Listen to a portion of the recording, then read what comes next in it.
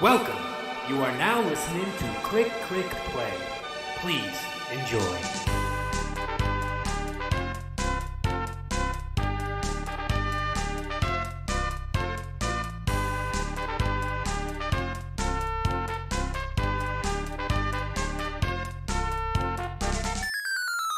Fight! Hello and welcome to Click Click Play episode 69. Yeah! Oh yeah. Oh yeah. Oh wait, this is wrong. There we go. Yeah. I've been waiting for this episode for so long. Episode 69. Flight is there. Appropriate there again. I thought you were pulling it down a bit there for us all. Getting them all excited in the chat. Hello, this is Click Click Play episode 69. I'm BiggusBennus. Joining me, as always, the one, the only, Jordan Reed. Wait, no, sorry. Jordan Reed. Hi. All right. You alright, mate? Yeah. And in the red corner, Are you going to come out of that cave? Flighty Broad. Hi. And how are you, asshole? Can you hear yourself? Yes, I can. Oh, I should stop having fun with this. Right, okay. There, back to normal. Flighty Broad, how Sounds are like you I doing? got kicked in the balls. Jesus. Wow. So, yeah, how have you been? We didn't do a podcast last Me? week. Both of you. Speak at exactly the same Oh. time. Okay. Ladies Okay. first. Oh. Who boy, y'all. Well, so, I yeah, am. tell us what happened last night. It wasn't last night. It was the Whoa. night before last. I was hanging out with a couple of Aussie friends, Uh-oh. and we went drinking. Mm-hmm. And I was an idiot, and I Oh. decided to keep up with them. And so, a day later, I'm still hungover from that. Can you tell us what So- happened? They're just on holiday, and we were all really happy to see each other, and we just drank a lot. So, yeah. Were they drinking Fosters? No, actually, because they're here in Brew City, Milwaukee, Wisconsin. So we gave them good beer. All right, yeah. None of that And Fosters. they were quite pleased by that. So Not used to it. yeah, it was a good time. That's probably why they bought so many drinks, because they were like, we need to get this in while we're here. Do you have Fosters in the US? Yeah, we do. It's kind of like kept in like the back cooler where nobody can find it though. Yeah. What's it like in the UK? Is just people still drink Fosters in the UK, Jordan? It's like piss. Yeah, it's it's still It's not there. my favorite. No, It's still there. It won't go away. It refuses to. like Stella. So, yeah, the commercial say Don't knock Stella, man. Stella's good. Stella. Well, We're going to Cronenberg today. Cronenberg. What Wow, have you got to say cultured. about that? Cultured. That's cultured to you, there. Oh no. I love this fucking abstract understanding you've got of like where beers sit in some kind of cultural spectrum. I just have local cheap beer, which is good. Estrella, Spanish for star. I drink that. So Jordan, I you remember seeing a commercial about that. yeah. Oh, Estrella always has Yeah. attractive Spanish people on their adverts. That's all I'm looking for. Yeah, nectar of the gods, says Don Beagles or Don Bigles. So yeah, Jordan, are you celebrating? Should I be? We've got a Welsh Tour de France winner. Yeah, British. He can. Yeah, it's good. Uh, Good news. I love the Gareth BBC. White. The BBC was like BBC. The BBC. No, sorry, the British rider. This British rider won, and then there's a picture of him holding up the Welsh flag, going, "Hey!" Can't be Welsh. Hmm. Are you a cyclist, Yeah, good Flighty? news. Say again? Are you into watching people cycle? Only if I'm behind them. Perfect answer. I find cyclists that are like really long distance cyclists are like the skinniest little rakes. That's why I like them. I can pick them up and throw them around, juggle them, Yeah. break them in half. Oh. Speaking of that, Jordan, what have you been up to this weekend? Not a lot. Just drinking. Oh. Having a bit of fun. The weather's shit now in the UK, so I think that's our summer done. So just kind of dealing with that and kind of locking myself in my room in the darkness and drinking. I want to say how fucking like proud I am to be on this show with the Aw. world's #1 Destiny 2 player. Mm. All I've seen from you Lighty. for the last like 2 weeks is Destiny. I think I'm now You've definitely fallen back to now. I think I'm now a Destiny 2 streamer. I can't like, and then every time there's something when there's a little dip. Next Tuesday there's the Solstice of Heroes event, which is like their Moments of Triumph, their annual event where you can unlock things if you do loads of stuff. So I'm gonna be really into that. And then a month later the expansion comes out, which is just gonna have tons of stuff, which then the raid will probably come out a few weeks after that. It's just I can't see When's the myself big stopping it. expansion? Did you say it's a few weeks away? Very beginning of September, like September the 3rd, I think. Okay, cool. It's like a month away. Yeah. It's not bad. And then the solstice, yeah, then they like the Exciting. annual celebrations starts on Tuesday, and there's so much to do in that game now. It's great. You say that I was kind of you've kind of started to get me thinking about Destiny again, and then I tuned into your stream like a little bit before this started, doing some prep, which I know you don't do, but I do. Yeah. And What's prep? I noticed you were playing Destiny and you were fighting the same boss that I fought like 60 times when I played the game initially. So I thought actually Well, maybe I won't get back into Destiny 2. interestingly enough, with the next update, you're going to be able to choose your strike. There are loads of strikes, but you can actually choose them from. I think it's the week before, at the end of end of August. There's a week. There's So like then an don't do a update. playlist, just go and directly do a strike. Yeah. I thought you could do that anyway if you just select it off the map. No, that was Destiny 1. So Destiny 2, So Destiny 2 giving they- you back something that they took away. Yeah, I'm guessing they decided. But also, I was playing it on heroic, which was kind of cool. But I got this. Did you see my cool fancy sniper?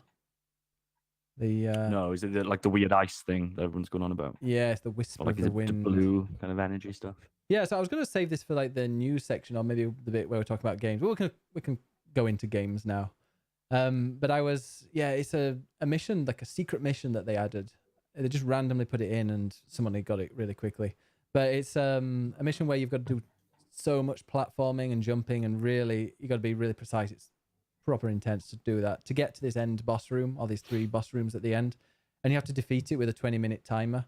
And if you get that, then you get this really, really powerful sniper rifle that looks incredible. And I did it. Got a bit of a carry from 2 people, but I've been doing it since then and been able to get it. But I just like how they do that. They're like, yeah, here's a secret event that you can only get if you do this specific thing during a public event, and yeah, then you've got one chance to go and get it. Otherwise, you have to wait for it again. It adds to the tension. And apparently, going to be adding a lot more to with the expansion of these type of things. I can hear your boner from here. Oh, it's rubbing against the mic. Oh, it was, but yeah, when that dropped and I saw Datto, who's the big Destiny 2 streamer on our video YouTuber, I saw him do the platforming section. I just thought to myself, yeah, I'm never ever going to be able to do that. But bit of practice and you can do it. And it also unlocks some other things to do. Is that the video that you posted in your Discord? That's the one that somebody managed to, like, what's it been out for less than 2 weeks, and somebody managed to get almost to the boss room at the end just by hitting the sword and then boosting a jump and then hitting the sword, and it like literally glided the entire cave area you've got to navigate. It was so impressive. But yeah, Destiny 2. I also got hosted by a guy yesterday for 982 viewers. I saw that. Congratulations. I just when you're just chilling, you got I think I had Neuroxin and Sfera were in my Discord. We were just doing some adventures, like really kind of just nice little chills, story quests that weren't part of the main story, like side quests. And then that came through and I just dropped along. Did you get a lot of followers, subscribers? Yeah, like 20 followers, a couple of subscribers. It was intense. That's awesome. Congratulations. Lots of people posting penises in chat by using the old text. Is it ASCII or something? Yeah. ASCII, yeah. Oh, wonderful. Yeah. Those are my favorite kind of penises. Yeah. ASCII, that's it. Yeah, but Destiny 2 right now, they've come a long, long way from when it first launched. When it first launched, I I think I played it like the vanilla Destiny 2, played it, and then was like, well, there's not really much to do. And then that was on PS4. Tried the raid. I don't think I finished the raid. I got to the last room. Then when Destiny 2 came out on PC, because I'd played the beta or the open beta and was like, wow, this plays really, really well. ASCII penis says ASCII, okay. And then racist emote guy. Oh, I didn't see that one. But then then it came out on PC. It played so well on PC. I was like, okay, back into it, and I think I completed the raid and then stopped for a bit because there's still not that much to do. But they've added loads of things, and a reason, like the DLC has added reasons to go back to it. Like the Mars DLC, they've got a thing called Escalation Protocol, which is a wave based. I think there's 7 waves, but each wave has got 4 different stages to it. So, and if you get to and finish the final wave, you really need like a team of 8 or 9. And obviously you can only go into the planet as a team of 3. So you have to rely on other people working together. And then we got to the end of we've got to tier 7 and finished the final boss for the first time yesterday or the day before. And it was just really intense. All these people working together. And so yeah, that one's on Mars. I think there's some other stuff in Mars you can do, but yeah, Mercury as well. This Mercury forged weapon. So you go around and by completing certain events in the game, whether you're playing PvP or by doing strikes, which are like these really long missions with a boss at the end, or quite long missions, you get this kind of material that you can put together and get these really high level weapons. So you're always able to find something. But I mean, that's the state of it right now. And a little bit later, I'm guessing maybe in the news, I'm going to talk about how they're changing it in Forsaken, because they're making some huge changes in Forsaken, which is the first expansion. Yeah, so I'm a big fan of Destiny. I'm a Destiny I'm a Destiny streamer now. I saw all of the like little icon. Like I was frightened this morning when I went to Discord because I was like, did I get kicked out of Ben's Discord? But then I had to like actually look, and like he changed it to the ghost. So yeah, I was gonna have some strong words with you. See, I don't know whether to have the ghost, the colorful ghost, or to have the gold ghost. I'm gonna have to decide because the gold looks really cool. Yeah. Keep it gay. Keep it. Yeah, could do. Keep it gay. Keep it gay. Speaking of it, Jordan, have you been playing any Destiny 2 then lately? No, but what I can tell you is that do you remember Grandmaster Sexay? Oh, with Scotty 2 Hottie. Yeah. Yeah. Remember him? I remember him. Dead. Oh, when? Today. Oh, I thought he was already dead. No, he's still alive. But I hear he got arrested, and now today he's dead. Oh. So just want to put that out there for any big early 2000s wrestling fans in the chat. I'm sure there's lots of you. Yeah. Oh, breaking news. sad.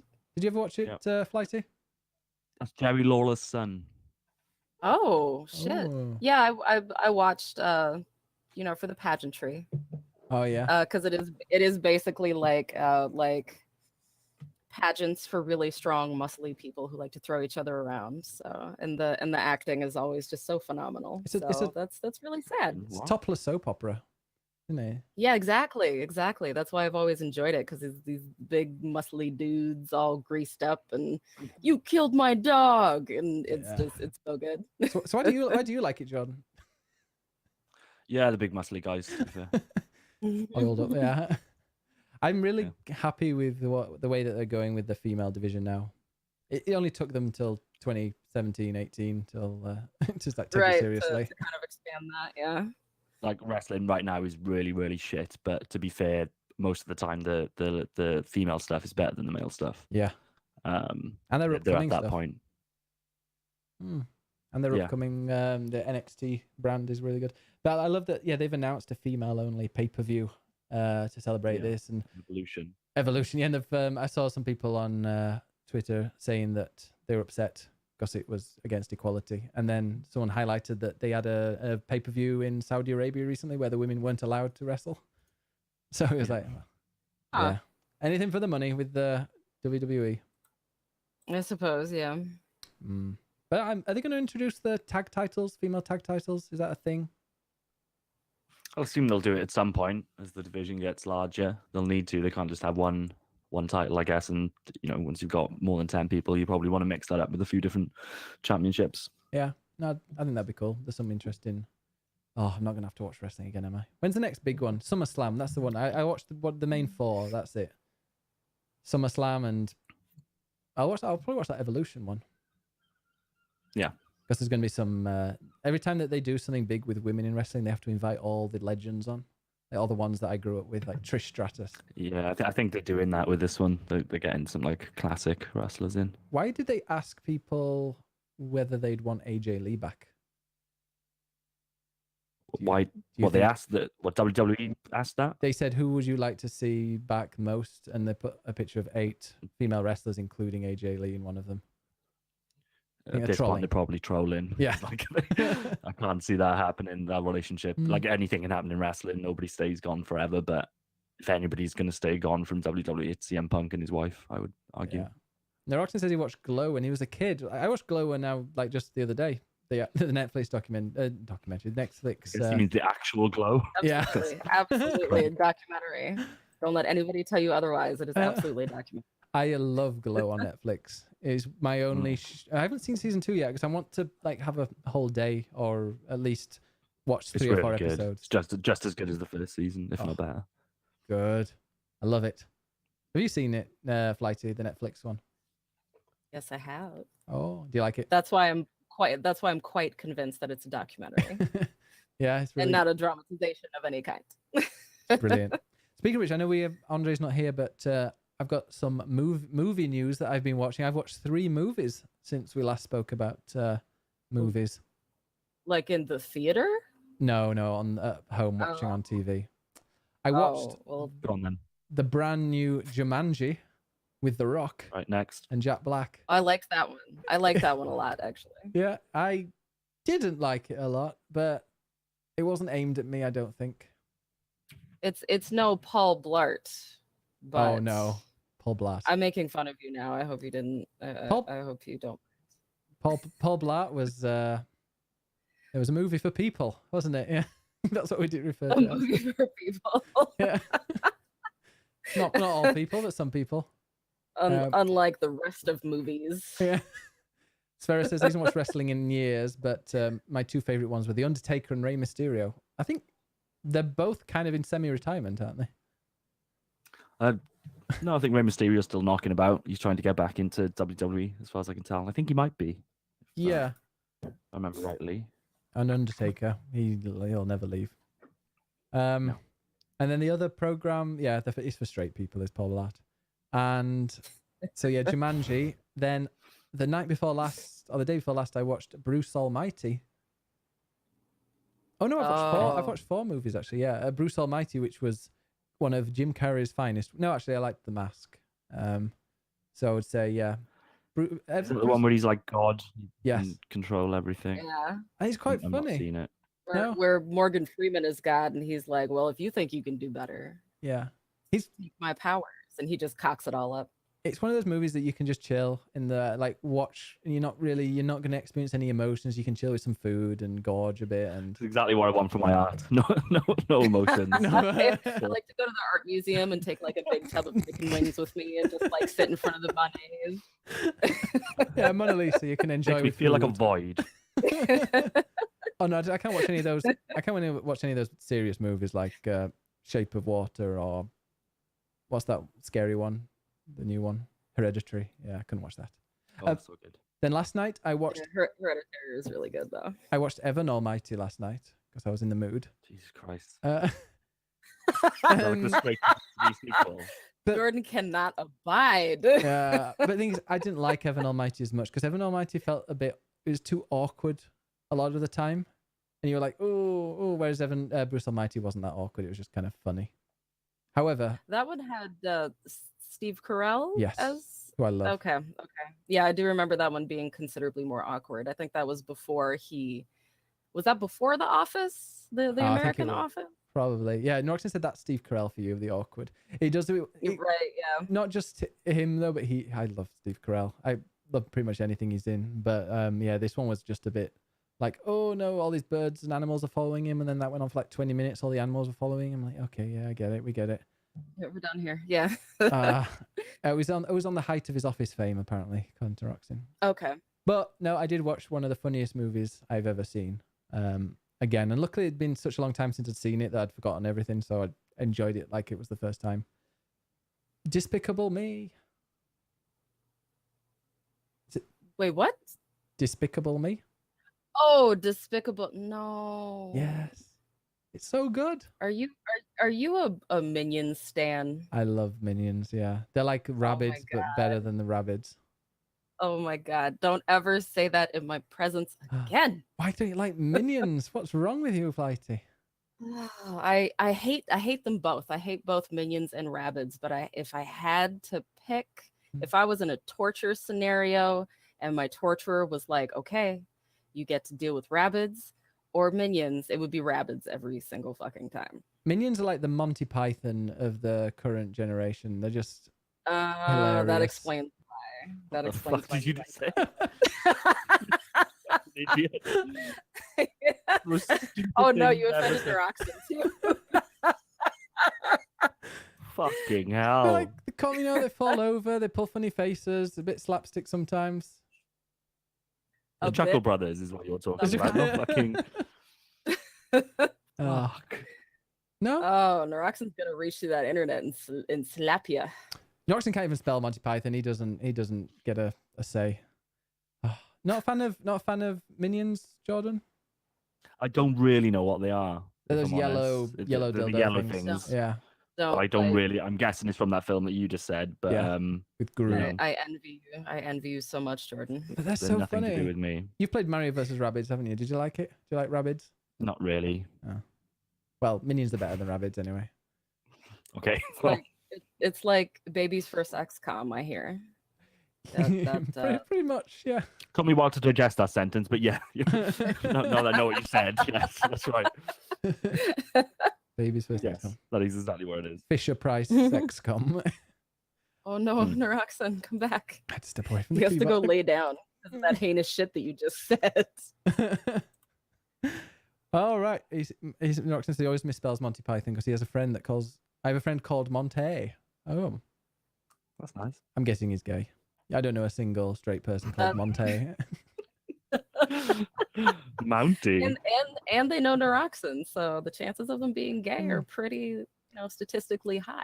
Interesting enough, we used to I'm going to end up. No, it's not too obvious. When I was at high school, we had a new form tutor, and we went into our first day of term, and we knew that we didn't know who he was, but we just saw on his desk it was M. Brown, so we were like, Right. And then he came in, and obviously he didn't tell us his name because it's Mr. Brown, and he was as camp as tits and as orange as Dale Winton. So we called him Monty for the entire year. Like, obviously behind his back, but so I cannot. Has to be. I bet it was Monty. It was Michael, and he was the first person in Yorkshire to have a civil partnership. There you go. Oh. Oh, So- that's nice. Nicely. Yeah, we knew he was gay as well because he had just loads of pictures of his dog next to his desk. That's what I would do. I didn't know. I didn't know that was okay. I'm gonna watch out for that whenever I'm looking. If they have a locket around their neck and you open it and there's a picture of a dog, then yeah, definitely. Yeah, it's true, Roxanne. If a man has a picture of his dog on his desk, he's gay. There you go. Fact for you. Ben, Yes. do you have a picture of Addie on your desk?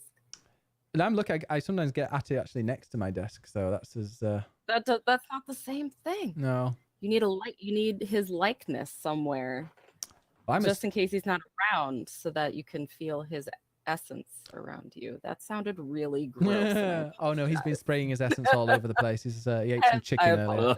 apologize. Yeah. Oh.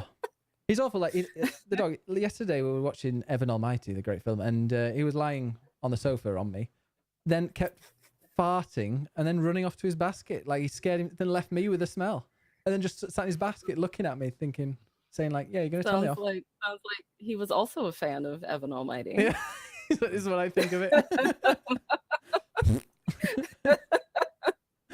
Oh. Anyway, so video games. I've just spoken for ages because I've mentioned all the games I played. I've only played Destiny. I played about 20 minutes of Octopath was like, yeah, that's cool. If you're just going to be a Destiny streamer, it's going to fuck up the show for us, isn't it? I'll just It put that is. out there now. Well, I'll be able to give you If you think information. I'm going to listen to you talk about Destiny 2 for half an hour every week, you're wrong. Oh, it's every 2 other weeks, so don't worry. And actually, Oh, that's fine then. Yeah, I was going to mention. I was tempted to take like the month of August off from podcasting, but now I'm kind of like maybe we won't because I'm enjoying it. Okay. So it's gonna be DDP, Destiny Play. Oh yes, That's all it means. There are Yeah, no windows there. DDP. He was on. Isn't he a yoga instructor now, Jordan? He is. He is. Back to the wrestling. Yeah. What does DDP double? Double penetration, man. What does the other D stand for? Dicks. Oh. I love the passion with which you said dicks there. Wait. It was. I'm excited now. I've got goosebumps. Wait. Do it again, Jordan. Do it again. Dicks. Give me some of that dick action. Well, that's making the highlights video. So Very Octopath good. Traveler, yeah. Yeah. It's, Octopath Cop whew, Blocker. it's hot I over played a bit of here. that, and it was yeah, I didn't get enough. I've played it. I've got the same feelings as I did before. It's an alright game. But yeah, I'm gonna pass it on to you. I'm not gonna speak much anymore because I've spoken far How too much much. have you? How much have you played of it? I've got 3 characters now, and we've finished the final dungeon in the 3 characters, and that's it. So like not far at all. Cool. Yeah, it's kind of probably around the 5-hour mark, something like that. I'm Or it's guessing. like 3.5, I think actually. Yeah. Okay. Cool. So I've finished it in terms of what I'm going to do in the game. So I've seen all of the 8 endings, but there is kind of end game content. There's another dungeon that you can do, which is essential. I kind of read into it, and by that point, I was really fucking done with that game, which I'll get into in a sec. But there is end game stuff where you essentially do a boss run, and it's all of the final bosses that you complete in the 4th chapters of the character stories. Mm-hmm. You have to fight them all in a row, and then there's one final boss, which apparently there is some kind of lore implications that tie the 8 different stories together based on that boss, but it didn't seem like something that was worth my time. I came out of the game really liking it, but I certainly wasn't as hot on it as I was kind of 20 hours in. When I was at like the 20-30 hour mark, this was a potential like game of the year for me. But as it goes on, like I put my thoughts on Twitter, so you might have already seen them. But like the stories, even the best ones. For me, the best one was Primrose, the dancer. Starts really strong. She's the character that I picked from the start. I played her in the demo, and I was really excited to see where that story went. It just goes downhill. Like that's the best story, and by the time it finishes, it's just like meh. Sorry, Yeah, I muted it for everybody at home, but you guys heard me. So yeah, like the story doesn't really carry any weight. The writing's not good. Some of the characters I just found not necessarily cringeworthy, but really fucking boring. Like they're so 2-dimensional. They're just like, some of them are just uber nice, and that's it. That's their character trait, is just that they're really nice and helpful. There's no kind of grays to them, and the stories just don't really go anywhere. It's just like one of them is, I'm going to be a healer. He's essentially like an early kind of doctor, but it's a fancy setting, so science isn't really there. So he uses like herbs and stuff to heal people. And his entire story is he just goes from town to town. Like two of his chapters are basically the same story. That he goes to a town. There's a rival doctor there, but the rival doctor turns out to be evil, and he needs to fight them. It's exactly the same thing, and like nothing really crazy happens by the end of any of these stories. It's just what you would predict from the first couple of chapters, really. Patty's a fan of Octopath. Sorry, he's Oh yeah, he disagrees. yeah, He says the get writing on. was fantastic. No, no, Hattie, bad boy. So yeah, what does hold up is the combat, like the upgrade stuff. You always have a really good sense of progression in terms of your characters leveling up and the customization with the job system. You can have your main job and a sub job, and really like your guy that starts off as just like a tank with kind of melee attacks. You can make him into a mage if you want, or you can make him also a healer. And then there's also some optional dungeons where you can unlock some other job classes, which I didn't do because there's like really tough bosses attached to them. And like I said, by the time I'd got through the stories, I didn't really feel like doing any more of it. So all in all, I gave it like a quick 7 out of 10. which Okay. is surprising considering how really hot I was, especially coming after the demo. And then, like I said, 20, 30 hours in, I thought that this was a home run. But yeah, like I said, the writing lets it down, the story lets it down, the combat is fantastic. It obviously looks fucking gorgeous, and I'm hoping you'll see more like it. But yeah, it isn't the game of the year contender that I thought it would be. Maybe there's a And potential. I'm Maybe not. guessing you'll never play it now based on that. I don't know. I'm gonna. Yeah, I will be playing it because I'm gonna be taking my Switch to Norway when I go. So unless there's another it a go. game, yeah. Because you know, I'm the same as you. I can't get into Hollow Knight. I just don't think it's for me. It's weird because I love platformers. Like, I mean, Celeste is so far my game of the year, and I love that. But Hollow Knight just doesn't do it for me. I think it's because it's the Metroidvania. And somebody said it's Metroidvania, I was like, ugh. So I quite like games like that. So Symphony of the Night, I love. Obviously, Super Metroid is fantastic. But like I tried again this weekend. Now I finished Octopath. I'm kind of looking, what's my next big game? I'm going to play Dead Cells later in August. I'm really looking forward to that one. But until then, I thought I'd try and smash out Hollow Knight. Yeah. Which I've tried to play a couple of times. And like there's so many people popping up online now in the gaming community really saying how good Hollow Knight is, and that actually, you know, it's a bit of a missed classic from last year. So I thought, right, I'll give it a go. And like there's nothing I can criticize the game for. Probably similar to what you're saying. I think it's really well crafted. The art looks nice. It's got a really nice tone to it. I think even though there's not much writing in it, the writing that is there, I think, is really strong. But it's just there's something about the tone. It just bores me. I did like the first proper boss yesterday and kind of finished that fight, and that was cool, and kind of got my upgrade stuff. And then I was just like, I just had a really quick like internal conversation with myself, and I was like, "But are you enjoying it? Do you really want to keep playing?" And the answer was no, and I just fucking deleted it, and I'll never go back to it, which is a shame because some people really like it. But yeah, I just find it a little bit boring. I think there's not enough upgrade stuff going on. Like the only you get this currency, and so far all I could spend it on was indicators for my map, which isn't very sexy. I really like. Maybe there's more of that as we go along. I Yeah, don't know. I might play SteamWorld Dig instead. I think that is more of my thing. I know they get the different games, really but good. it's. What about you, Flighty? Have you played anything like this? Hollow Knight. Have you played any Celeste yet? No, I have reasons. Oh. I haven't played Hollow Knight. The closest that I've gotten has actually been Dead Cells, which I was actually a real big fan of.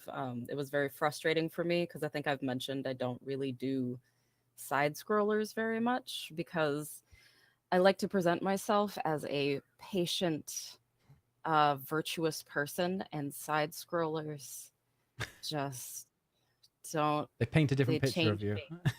They change me. It's like being in an abusive relationship. Like you change.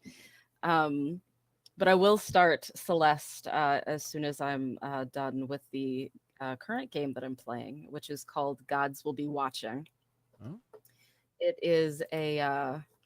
It was described on the Steam store as a point-and-click thriller, and it has this lovely like pixel art. And I was like, "What the fuck is a point-and-click thriller?" And before I go into what the game is like and what it's about, I've been sitting on Gods Will Be Watching for about 4 years now because I wanted to play it with an audience because it just sounded so intriguing. And I finally have the opportunity to do that now that I'm a Twitch streamer. And I'm actually really happy that I did that because it's kind of a really frustrating experience, but it's fun to experience with other people. So the gist of the story that I've gotten so far is that it's science fiction, and the first scenario that you're in control of a hostage situation, and it has like these sort of Five Nights at Freddy's like mechanics where you need to like be watching like 5 different things at once. The chances of the hostages like either staging a rebellion against you or getting crazy and attacking you are very high. You have to like keep them on edge, but not too relaxed, not too like crazy. You have to like manage this hacking thing, and there are soldiers kind of trying to save the house, and it's intense. It's really, really intense, and I actually had to turn the difficulty down while I was playing it because I was failing every single time. I think I failed like a good 15 times before I was like, okay, I'm streaming. I should probably move on right now. Is it true that So the next, I just had a look on Steam and they said a bit of it's trial and error? Is it that, or do you find it is. It really, Yeah. really is. Like it's the point of the game is that it's like you're almost always going to fail on the first try because nothing is explained to you. okay? So you have to kind of like come up with different strategies. You're encouraged to try things differently every time. So after the first like hostage situation, when you pass that, the next scene is a torture scene. So it's two of you who have been captured by the people who are trying to save the hostages, and that shit got real brutal real fast because you're being tortured over a series of days. So the first, this is how I've been describing it. First day is punching day. Second day is kneecap day. Third day is teeth pulling day. And the fourth day that you come across is like one of your buddies is on a drawing board, so that they get drawn in half if you answer questions incorrectly. So it got really, really crazy, really, really fast. And I was actually a little worried about my audience because I know when I'm streaming, I always assume that there are survivors in my audience. And I was like, ooh, I probably should have had a fucking content warning before I did this shit. But I was too deep. It was too late. That's what he said. I see. So it's Devolver Digital as well. So yeah, I am not surprised it's a bit messed up. yeah, absolutely. And the thing about that though is that the characters are really well written. They're all multi-dimensional, and I think that's really important for pixelated games like this because you can't really use your like typical human senses of like getting first impressions by like facial recognition or the way people hold themselves. So character writing is really, really important when it comes to stuff like that. And Gods Will Be Watching has been hitting all of those notes for me so far. So we'll see. We'll see how that goes. Have you heard of that, Jordan? I've heard of it, but that's pretty much the first time somebody's given me any in-depth detail on it. It sounds good. Sounds interesting. It also recommended the next. I just looked on it and it recommended the Red Strings Club. I've heard good things about that. I have too. It was recently. It was free on Twitch. Yeah, that's where I got it. If you have Twitch Prime, you got the Red Strings Club. So now that you said that, I'm actually really excited to put off Celeste even further by playing the Red Strings Club. Dear me. Well, I'm just going to put off. I'm just as nervous about Celeste as you were about Resident Evil. So I'm glad that we can get that trade off there. I'm gonna try and if I don't manage to watch it live, I'm gonna watch all the VOD of you playing Celeste. Just watching me turn into a monster. Yeah, you will. You will. You will. Definitely. All right. Played any other games, Flighty? This last week, I finished up Black Mesa, which is the Half-Life 1 remake done in the Half-Life 2 engine. It changed a little bit from the original, but there were also a lot of really interesting details that were added. The most notable one that I can think of is at some point you fight these sort of like female ninja things who are just like making these incredible, ridiculous leaps, and they're falling from these great heights and they're shooting you. And it was really difficult to beat them. But when you do beat them and you get up close, you see that the reason that they were able to jump and fall from long distances is because they were wearing long fall boot prototypes from Portal. So that sort of suggests that they were sent by Aperture Labs to take advantage of the FUBAR situation that Black Mesa was going through. So I thought that was a really interesting and really cool little thing that the fan creators who made the game like just kind of added in there, and I thought that was clever. Yeah, that's cool. So yeah, that's what I've been up to besides foolishly keeping up with Australians while drinking. I also you probably how much Warframe have you been playing Flighty? Every single time I've been working really early lately, and I always have Discord open because I get bored at work, and I always see Flighty Broad is playing Warframe till like 9 a.m. Oh yeah, I've been playing with person of interest, and I've been really enjoying myself. I haven't been this addicted to a game in a bit, and I think it's because they're giving me a lot to look forward to, which I'm not really used to with Morpegs,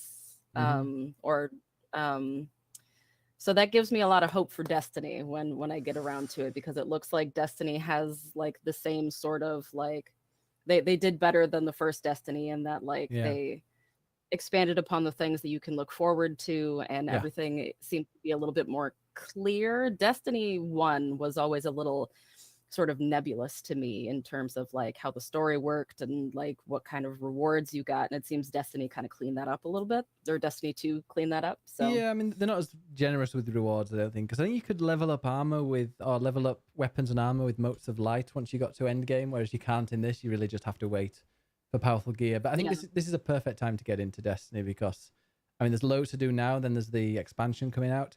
Also, people have been upset because there's a collector's edition of the expansion, which gives the expansion plus 2 DLCs. But in the original Destiny, between the expansions, there was a bit of a drought, and people were complaining that there wasn't like between the year. They had like they had the events, you know, for Halloween or for summer or for Valentine's Day, but there wasn't really any extra content that came out apart from the 2 short DLCs that came out in the first year.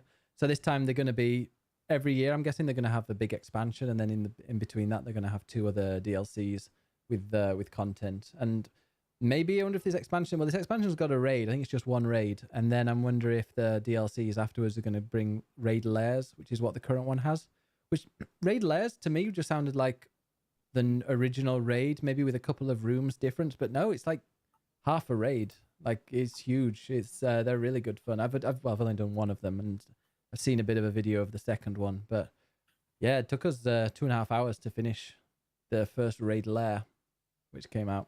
So I think you're going to be into Destiny, especially with the amount of people that play it in my clan. Yeah, anyway. definitely.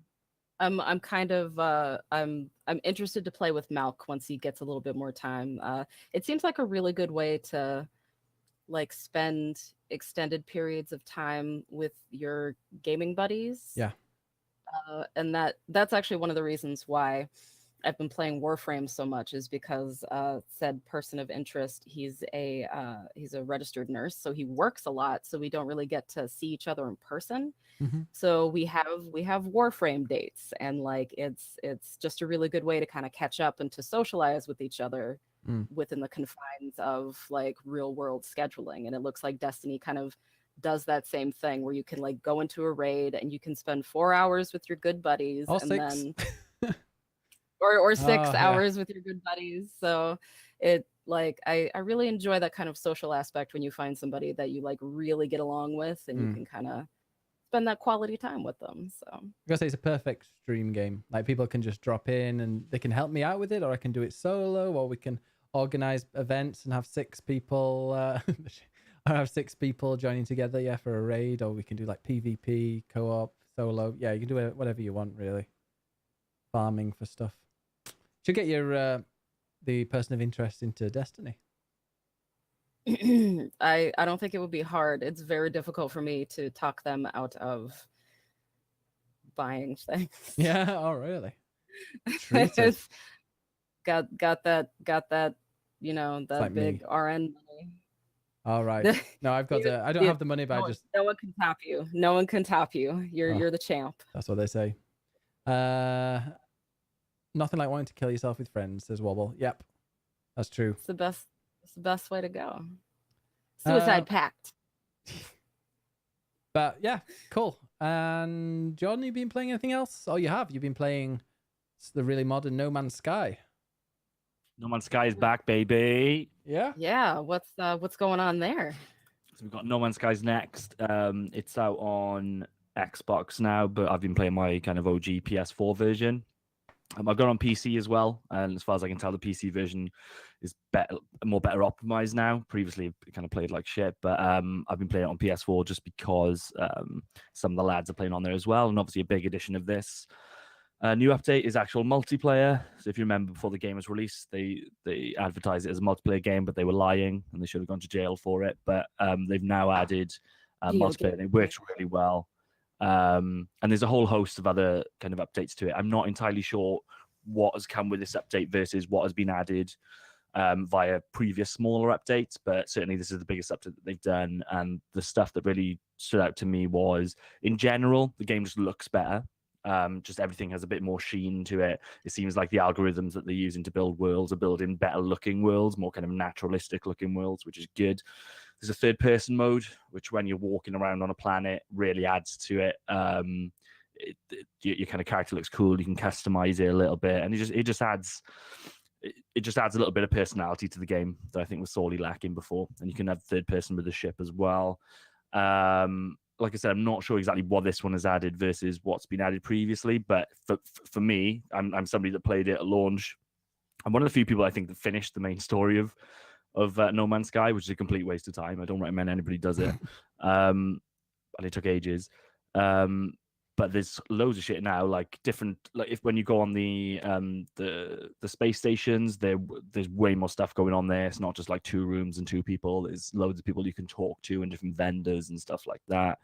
You can have big capital ships now that you can walk around, and on the ships you can build. You can kind of build command rooms and stuff like that, and it's the full-on building suite. The stuff that you can build on planets you can actually do on your ship.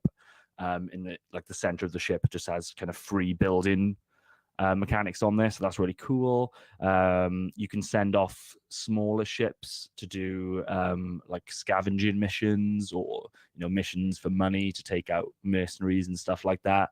There's actual missions for you to complete then, kind of similar to something like Elite. So it'll be go and get X amount of this resource because somebody wants it, or there's a bounty on this person in this region, go and take them out. So that kind of shapes the game a little bit, gives you a bit of purpose. But the biggest thing is just the multiplayer stuff. Playing it with 3 other people really brings something to this game. It can be quite a boring game at times, I find, and having other people to bounce off, and they'll be saying, right, I need to get X amount of uranium to build this. Do you know where I can get that? And you'll say, yeah, I'm on the other side of this planet. If you come to me, I've got some, or I can give this to you so that you can build this little machine, and with that machine we can both do what we need to do to progress. And it seems to work really well. It's like really quick to get into a game with it, get into an instance with people. I assumed it would be convoluted and maybe not very stable, but everything I played, even on launch day, was really, really stable, worked really, really well. The game has been crashing a lot. They have released a hot fix already, which I'm guessing has sorted that out. But it was quite frustrating, and the save system, like the automatic save system, isn't great. I was regularly losing like 20 minutes work, which can really piss you off when you've just been like grinding for a particular metal, and then you build something, and then the game crashes, and the autosave hasn't looked after you. But like I said, apparently they've released a hot fix, which should have sorted a lot of those issues out. It wasn't running very well for me on my PS4 Pro. It was really framey. They've added like a performance option on it, so you can choose between resolution and frame rate. I wasn't really well, the option basically says lock frame rate, which I'm assuming locks it at 30 versus an unlocked frame rate. The game never reaches, when you're on a space station, it seems like it is hitting 60, but on planets, it seems like it's kind of sub 30 pretty continuously. I haven't played it since this first update, so I'm hoping maybe they've smoothed that out a little bit. I did fire up the PC version just to have a look, and that did seem to be running a lot better. I could run that at like 4K at a decent 30 to 60 frames a second. And again, I'm sure there'll be lots of patches coming out in the next few months. So which will kind of make performance better. With your base building, is it like permanent in the world then? So when other people come, they could actually visit your base even when you're not there? That's my understanding. As ever with these guys, they're quite vague in terms of the way they're presenting this stuff. They've said you do get an option, I think, at the start of the game, and I'm guessing there's a tick box somewhere in the options, whether or not people are able to interact with your bases. So if you've built something, can they come and fuck it up? So I'm assuming if somebody comes to a sector that I've built something in, they'll see it, but I couldn't swear by that. I'm, as far as I can tell, if you're in a game with 3 other people, and let's say, for instance, somebody else showed up in the same system and they weren't in your instance, I don't think you'd see that person, is my impression of it. I think these instances. But then obviously there is some persistence in terms of you discovering planets and you can name them and stuff like that.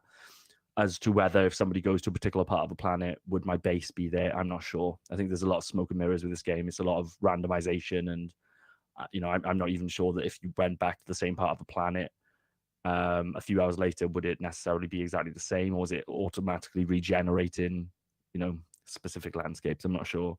But the base building stuff seems pretty cool.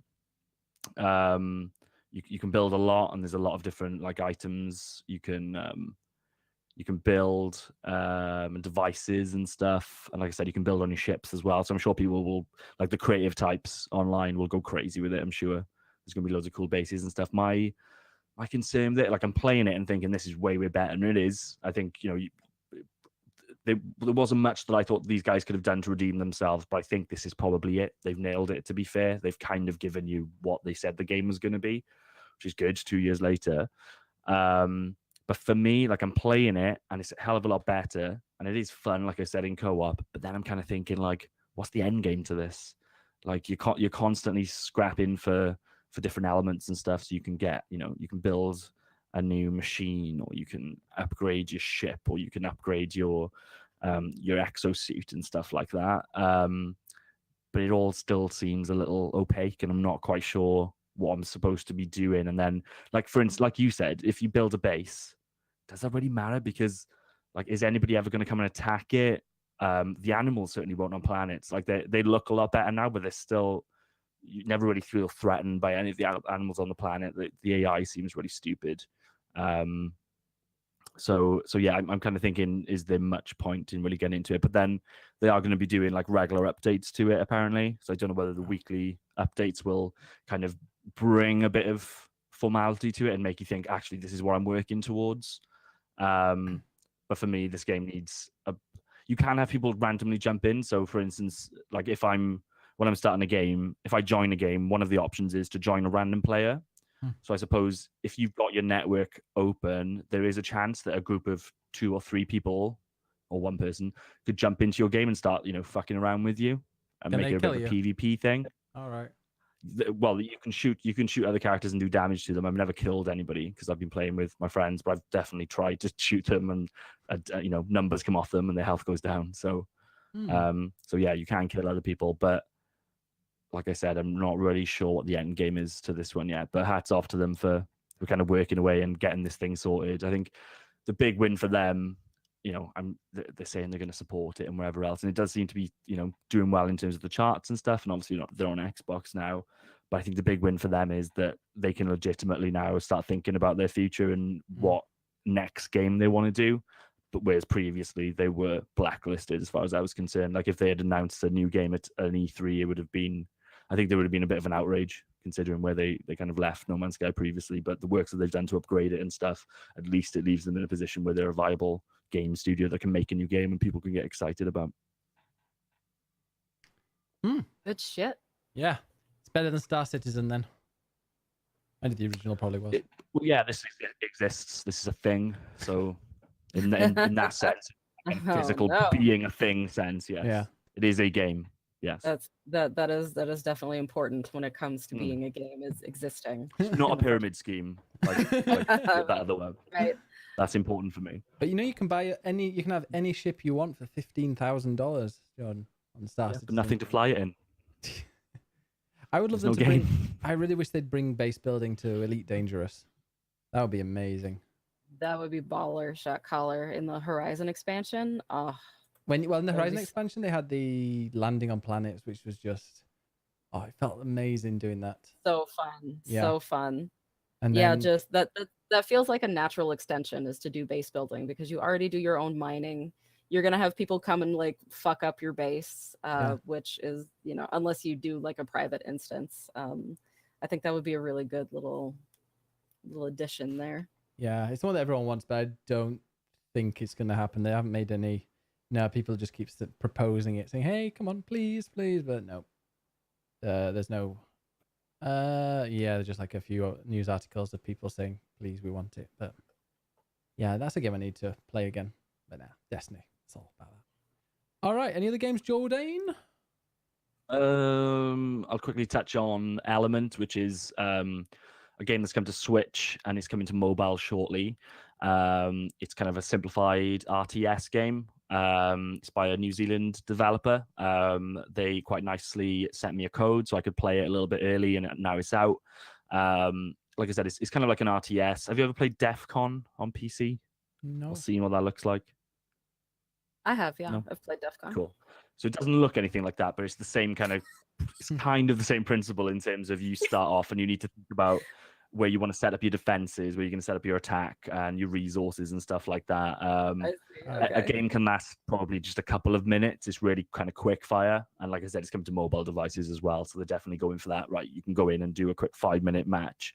I think it's really, the art style's really nice. It moves a little too fast for me in terms of the actual gameplay, but you can slow it down in the menu. I really wish that they'd mapped maybe the shoulder buttons with slowing down time, because if you can run it at like 10% of the actual time that the game is supposed to run, and then it becomes really kind of epic and strategic, because you can, like, your home base can launch missile.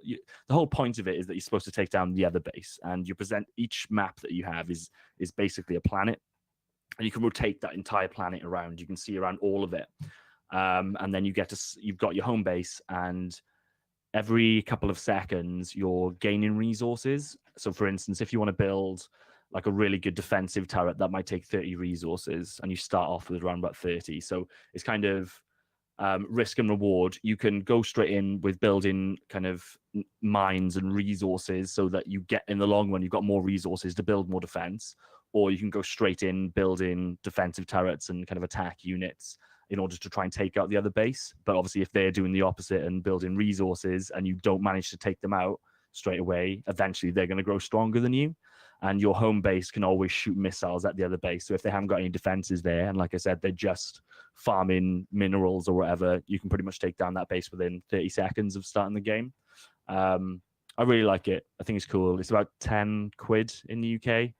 I think it'll be a really nice fit for your big, shiny smartphones as well. It's going to be nice there, but right now it's just on the Switch, and yeah, I recommend it. Looks interesting. Good shit.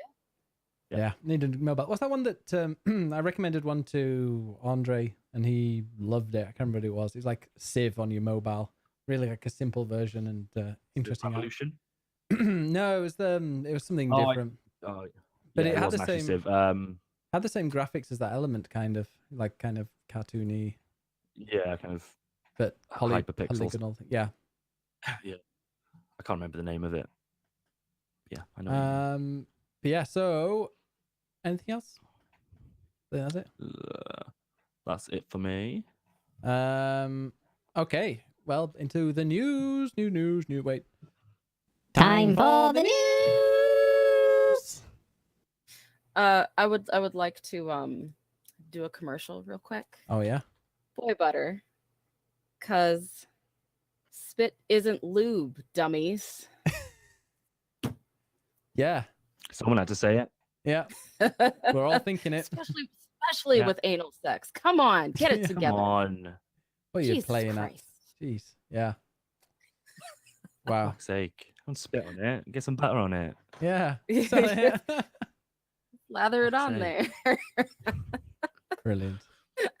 All right. So, Jordan, what's in the news this week? Well, we've got our 3 topics, haven't we? Or our 3 news items. That Yeah, we so bring we've changed this format. I know you'll get used to it eventually, Ben. Yeah. We each come. Destiny. So I'm not sure whether you've warmed up Flighty to this. I'm going to guess that you haven't. No, I forgot. Yeah. Why would you let the guests know what this was? Well, if we tell you now, then Um, Flighty can, while you're rattling on about your thing, Flighty can go and do some research if you want. Rattling on. So Flighty, just to kind of clean you up on it, because it's Fortnite in that. Because we have been warming each other up, so I gotta calm down. we're each going to bring like one item of news and talk about it. So obviously Ben's put you in a difficult spot now because you're going to need to go away and find some news while, as Ben says, I'm rattling off about my piece. Ben, I'm assuming you've got one. It's probably Destiny related. Destiny. Yeah.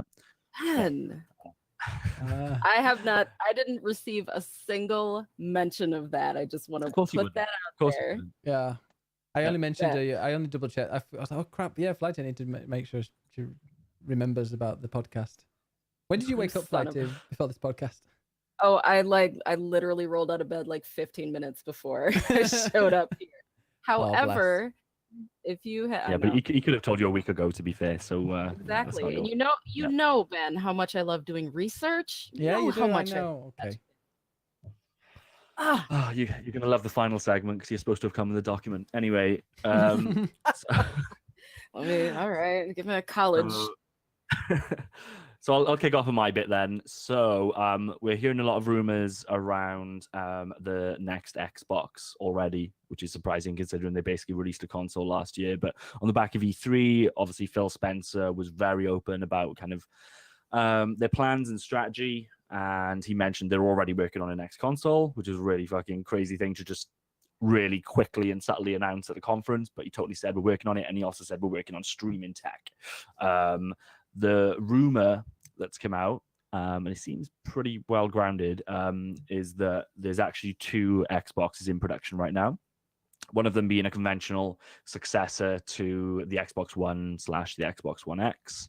So you'd expect, a 4K, really high-tech machine with whatever other bells and whistles they're going to put on it.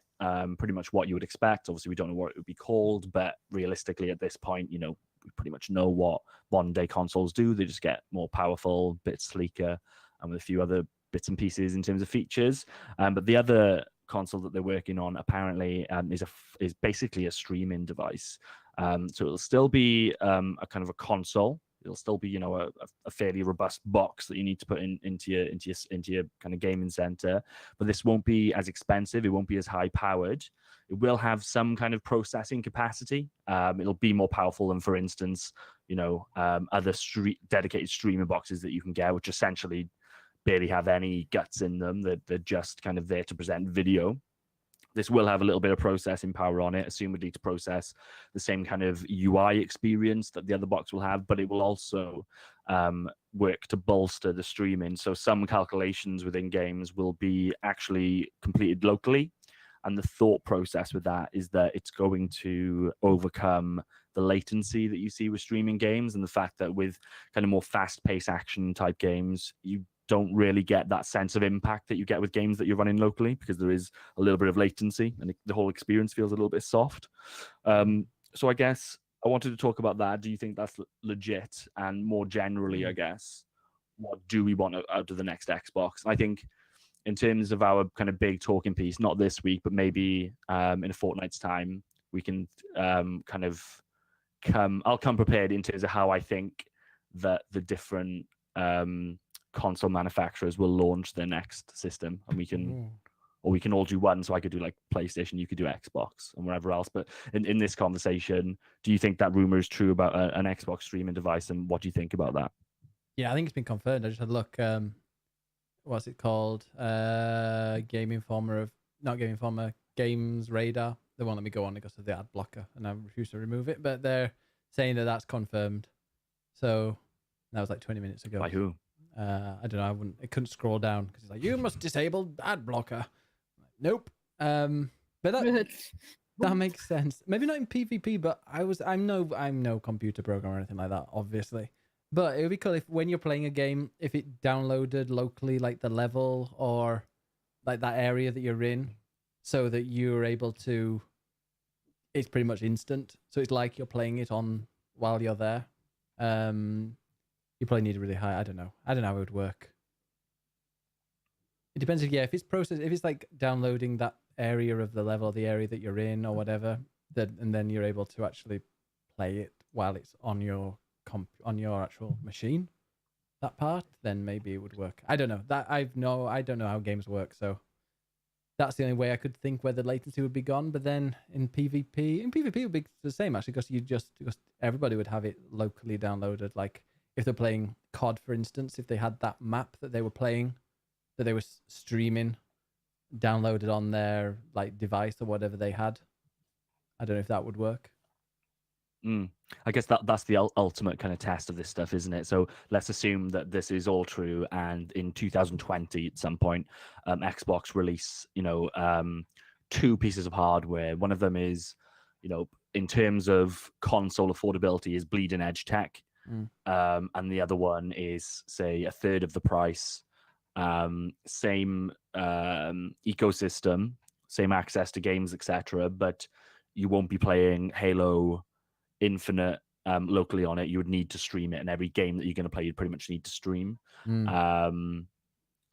Let's assume that is the case. The big test, I guess, the ultimate test for them would be: could one person who has the low end box or the streaming box compete in a game of Call of Duty against somebody who had the whatever the actual console version is?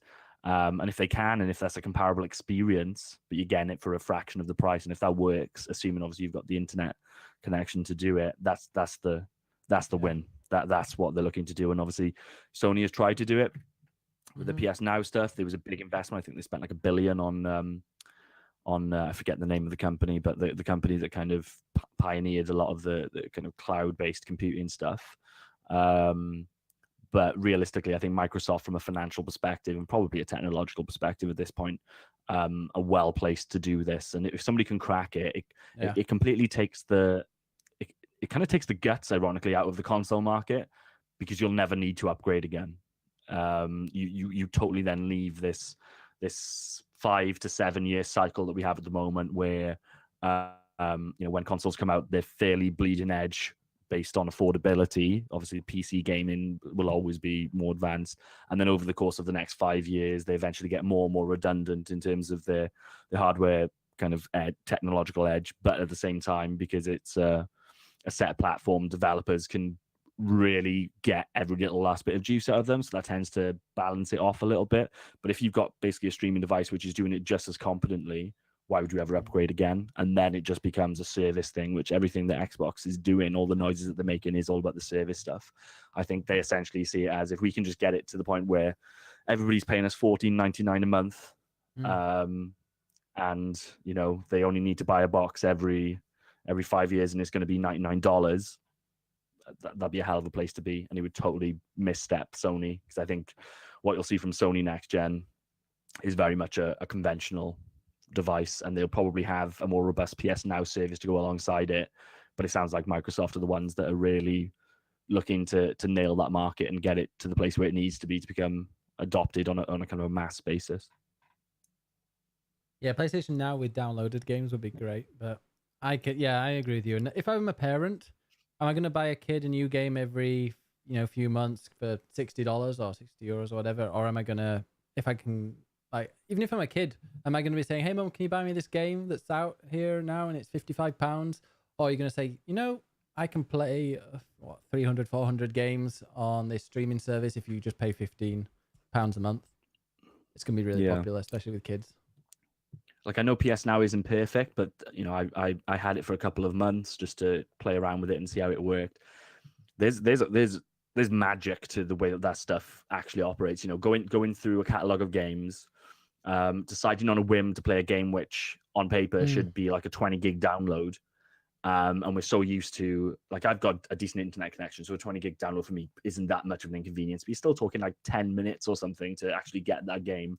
There was definitely a magical feeling to going from, oh, I'd quite like to play that game right now, clicking a button, and within 5 seconds I'm getting the developer splash screens. Yeah. And I'm playing that fucking game like in the exact same type of experience that you get with Netflix, for instance, where you're like, oh, I'll start watching that show, I'll start watching that film. That feels totally natural to us now. The game stuff doesn't, but it feels fucking cool. And I've said for a long time, like, since playing that, I think we're a way off from it. Obviously, it all comes down, the tech is there. They know how to do it. If we all had crazy good internet connections and we weren't so fucking scattered across the face of this planet from, the service centers and stuff like that, we would do it now. It makes total sense. But obviously, we need to get to a point where the majority, or the vast majority really, of people could get a decent experience out of it.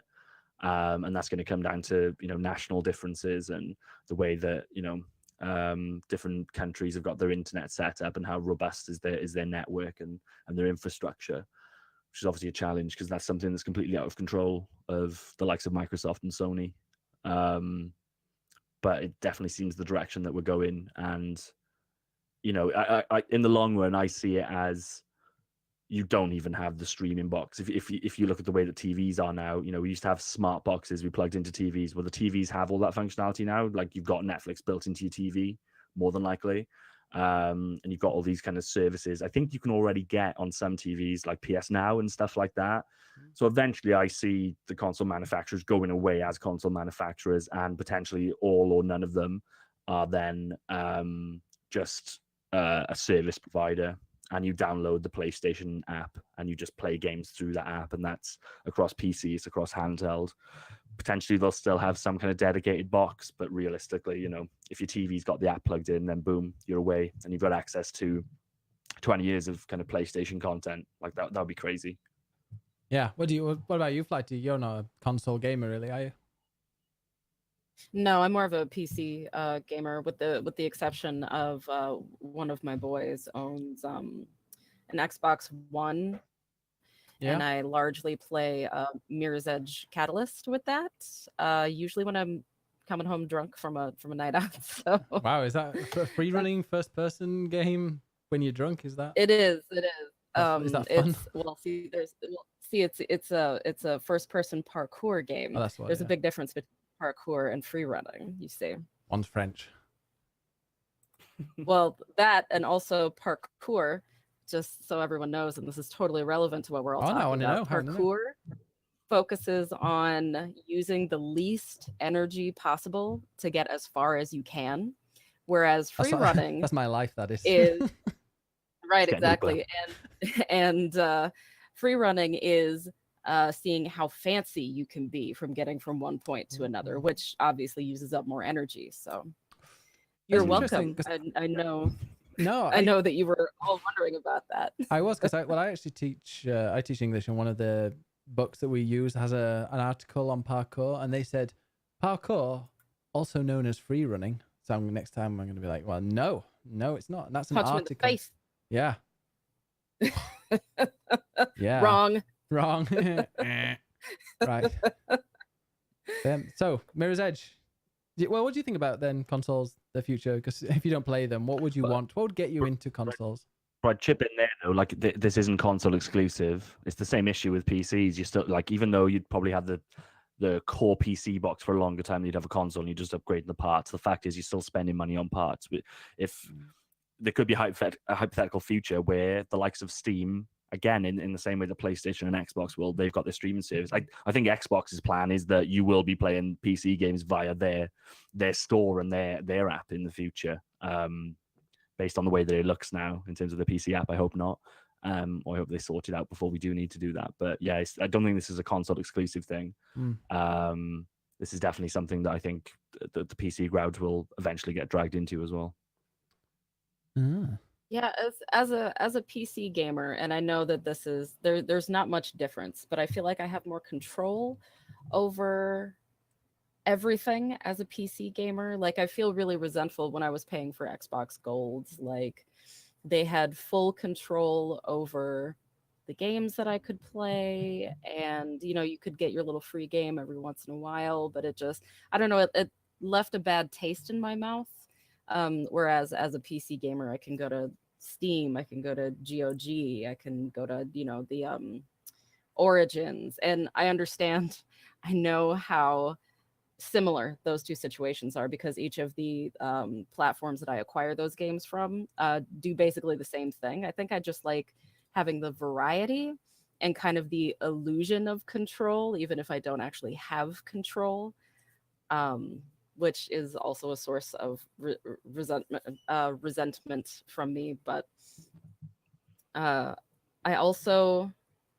think it's a matter of location as well. I have my little studio here, and everybody in the house knows not to fuck with me when I'm in my studio. Whereas with consoles, yeah, absolutely. with the exception of the pets all know that they can come in here with the setup that I have over here.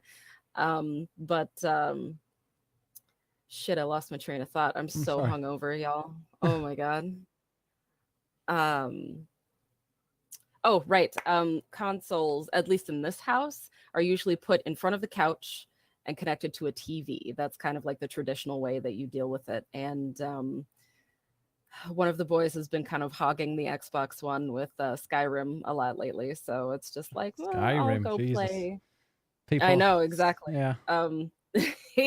That's why you have Skyrim, a very special edition, and things like that. Let him go and play it on something else. Yeah. Yeah, absolutely. Play it on the refrigerator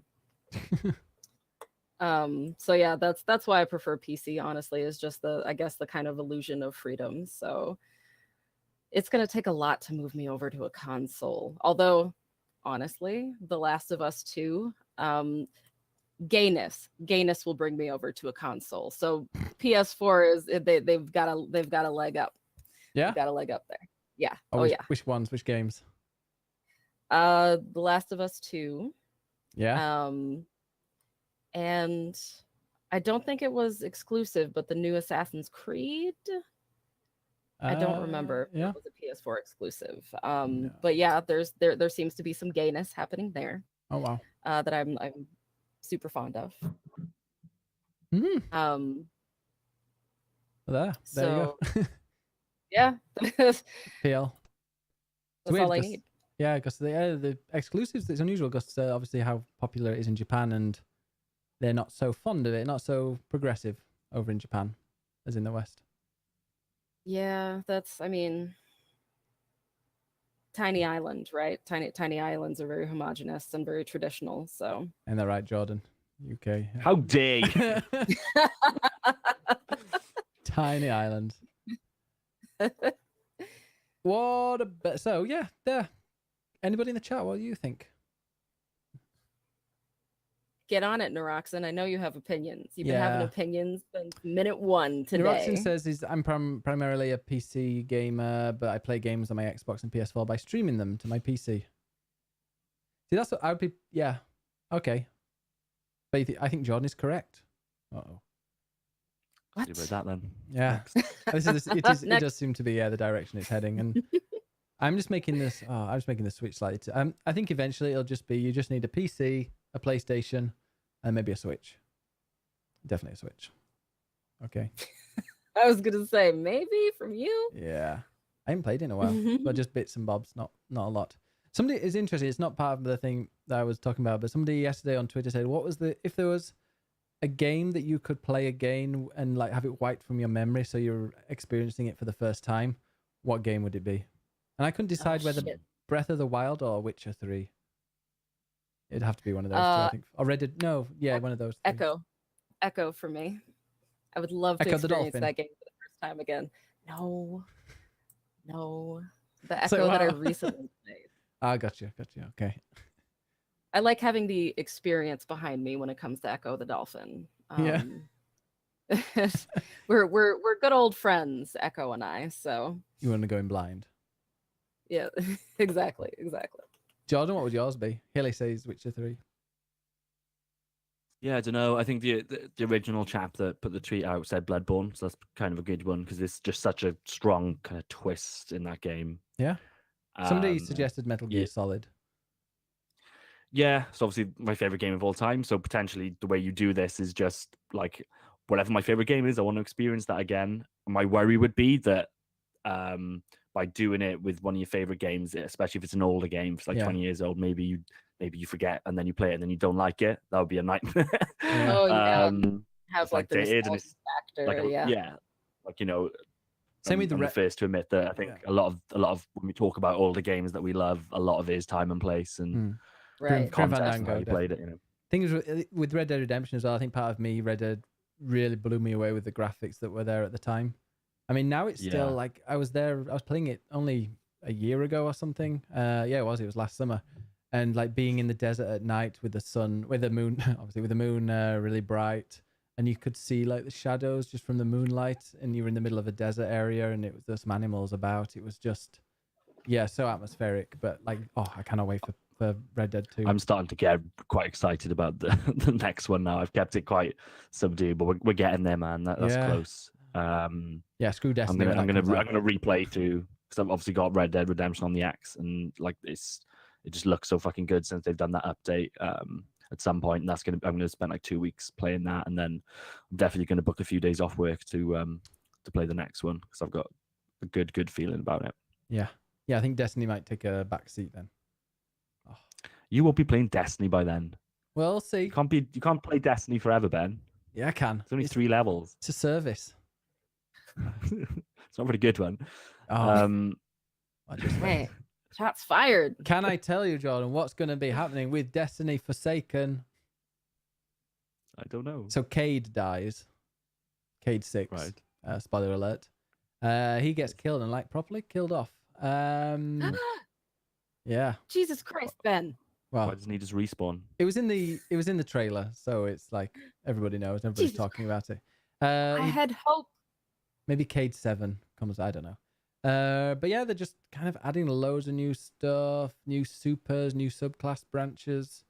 I think, to be honest, there's a new enemy type coming, which is the first one since Destiny Taken 1. King, I think. Yeah, they haven't really been adding anything new to it, but they finally decided they're going to do that. They've got a whole end game area, not just like things to do around the world. They've got a whole area called the Dreaming City that's going to change and evolve. That sounds good. They've also got Yeah. a PvEVP mode, which is Yeah, talk to me about that because that's what they need as well. Is something like that. So Yeah. how does that work? So I haven't seen any video of it played, but I've read about it.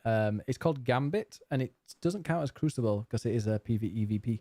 But what they do is you have 2 teams, and you're going to be trying to beat the other team, and you're fighting these enemies, and I think you get orbs or something.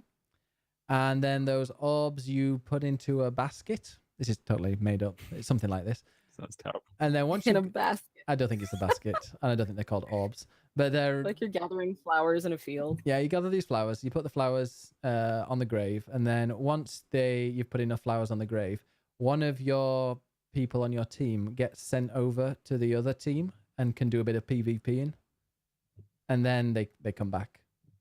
So it's something. It's like PV, but you only have one person that gets sent over. So I'm guessing like the person who's most confident or the best. If you're a group like working as a team, you can send over there to kill a few people, and I'm guessing you get extra points for doing that.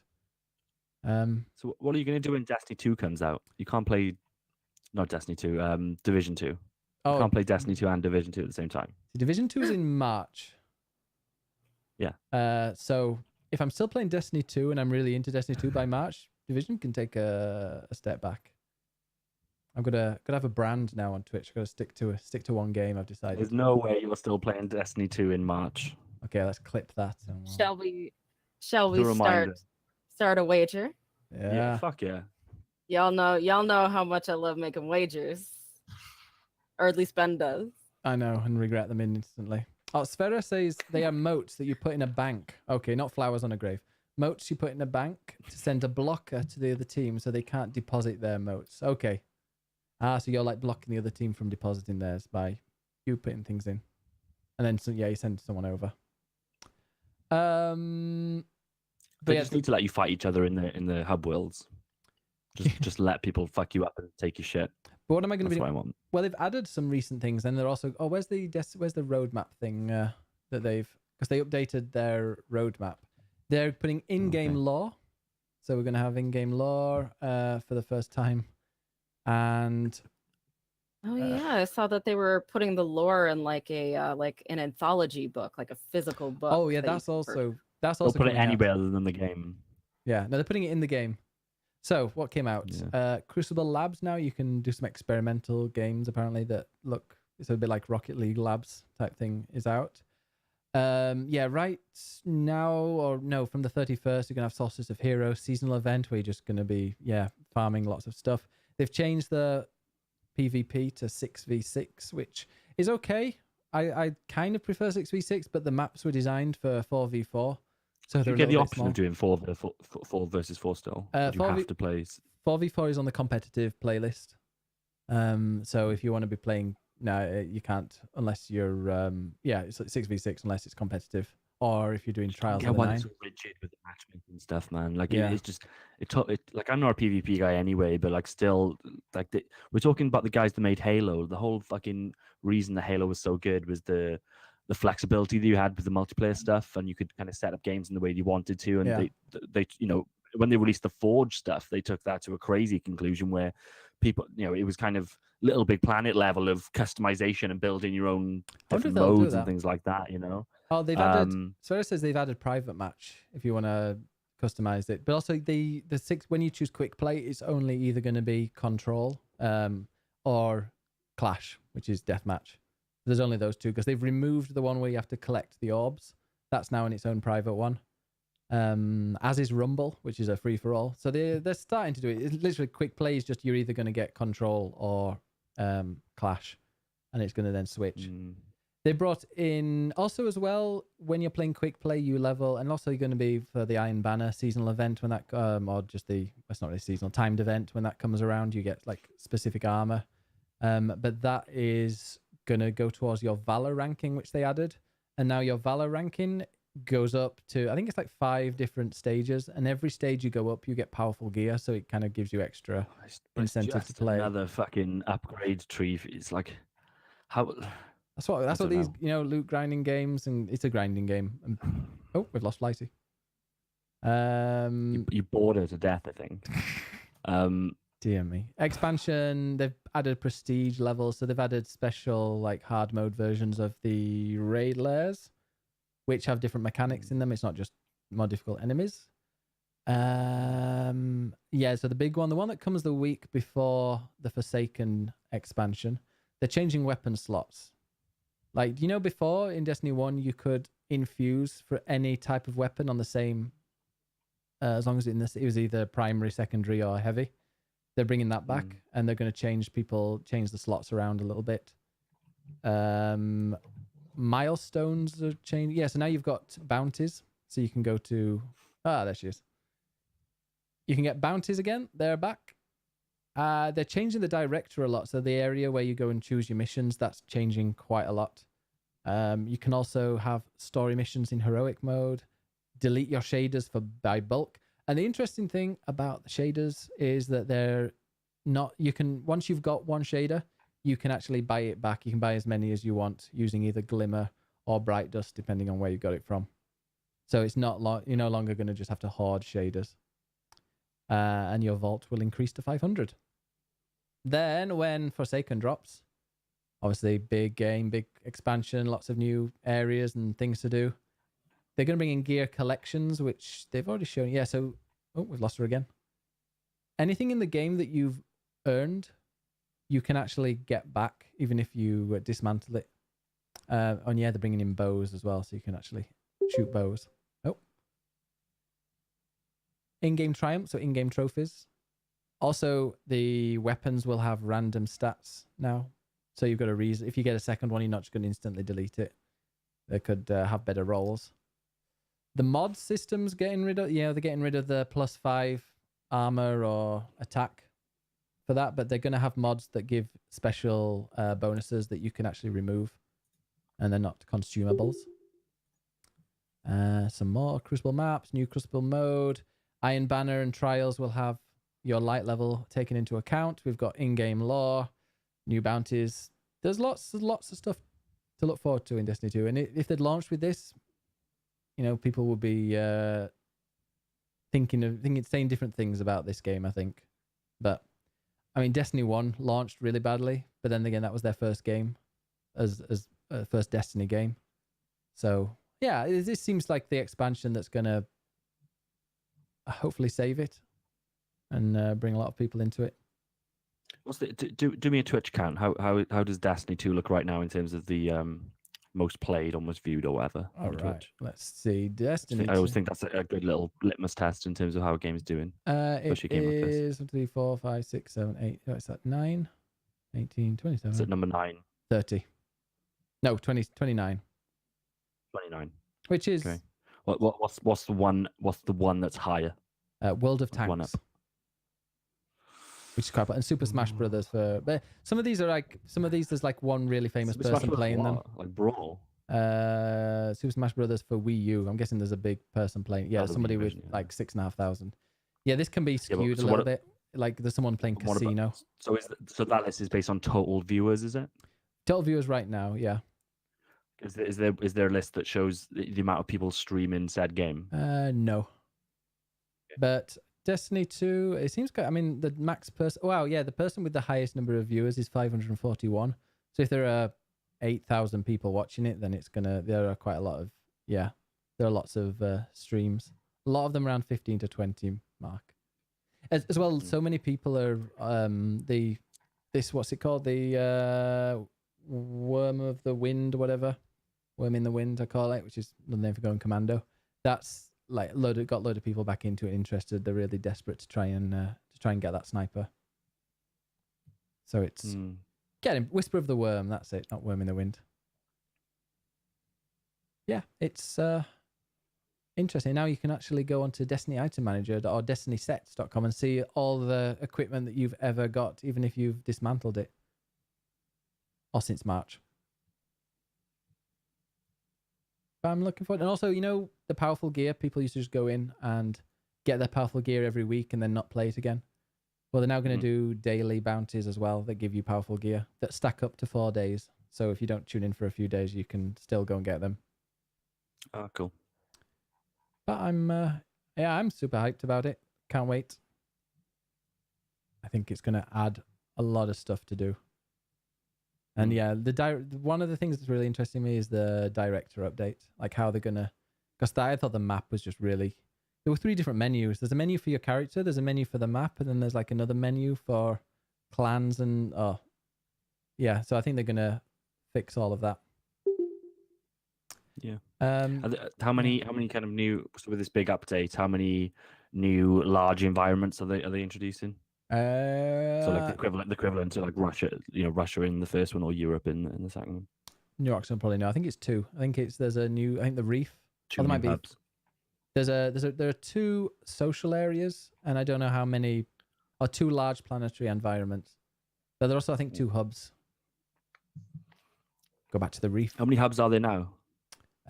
2, but there's one that no one ever goes to. There's the farm that no one goes to, and then the tower. Oh, yeah, shit, the farm, of course, and the tower. But then there's 3, isn't there? So isn't there one that's exclusive to people that finished that? Is it the Spire? Oh, we got that wrong.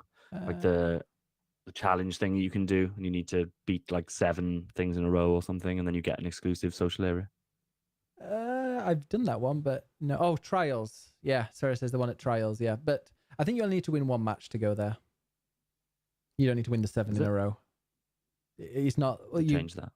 Well, it's where you get to the social area no matter what, but then you can. I'm pretty sure that you can jump high or something to get to this area at the top that gives you better loot, something like that.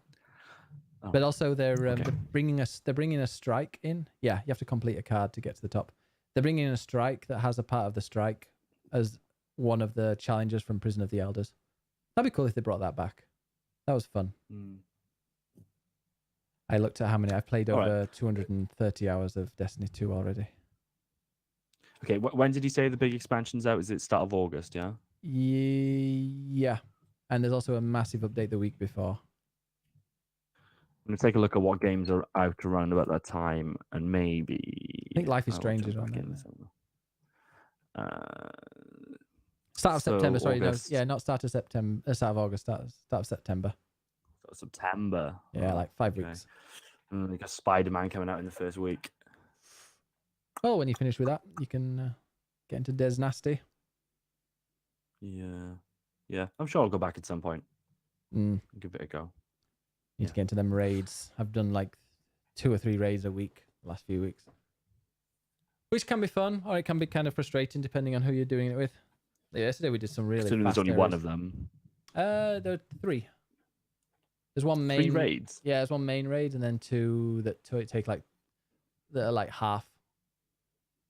Oh yeah, but it's all in the same place, isn't it? It's the one raid place, the Golden Palace thing. The only thing that's the same is like the first 30 seconds. Like the introduction bit when you go up the stairs. Yeah, you don't go up the stairs in the raid lair. You just go straight ahead, and then the door opens and you go in, and it's totally different inside. It felt like a totally different raid to me, but like a one that you could, if you had a really well-oiled team, you could probably do it in probably less than an hour. We took 2.5 because we took our time, but there's some really cool. Well-oiled team. I love a well-oiled team. Right, that's enough Destiny for this week. Yep. What's next? More Destiny next week. That was my week thing. That was a news item. Yeah, good. Flash. Yeah, and I'll let you Should know move all about into the our- Solstice of Heroes soon. Yeah. Where did they get these fucking names from? The Solstice of Heroes. Summer event. Jesus Christ. So we're on to our big topic. The big topic this week is. I'll let you introduce it, Jordan.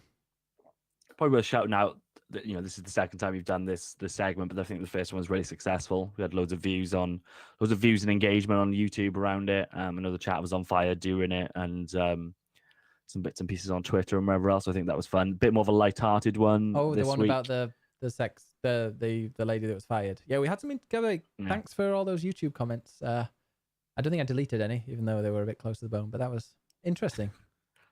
Yeah. It was nice. It was a fun. Some This won't be as good heated, I feedback. don't think. No, definitely not. So, okay, cool. So, so at the end of each kind of show, we're going to do some kind of long form topic. Last time was the kind of controversial firing within ArenaNet. This week, we're going to do our gaming histories. And I guess what I mean by that is if you kind of look back over your life, what were the kind of milestone consoles or PCs or whatever it was that you had, and what were the big games that you had with it? Shall I go first or you, Ben? You go first, because I need a drink. I'm listening, though. Okay, cool. So I've got a document. I'm going to put it into the chat, Oh, wow. and we'll talk through it. Is it a PDF? Yeah. Oh. There we go. So there's a link in the chat. Let me know if that works for you. Has the word fucking in it. Let me go and see this then. It should be fun. Is that working for everyone? Yes, it is. Wow. 4 pages. Yeah. I assume you've got a document as well, Ben, yeah? It's on in my head. I don't need a document. I'm young. Oh, okay. Fair enough. Have you got your drink, or shall I kick off? I've got it. I had a sip. Got it. All right, cool. So this is Jordan fucking Reese's gaming history, okay? So I'm going to take you through the consoles that I've owned and the key games, and I'll talk to you about these fucking amazing games that you should all go and play. So we're kicking off in 1990 when little Jordan was 3 years old, and he got himself a Master System 2. So in this document, if you actually click the picture of the sexy console, and that's a good looking console for the time.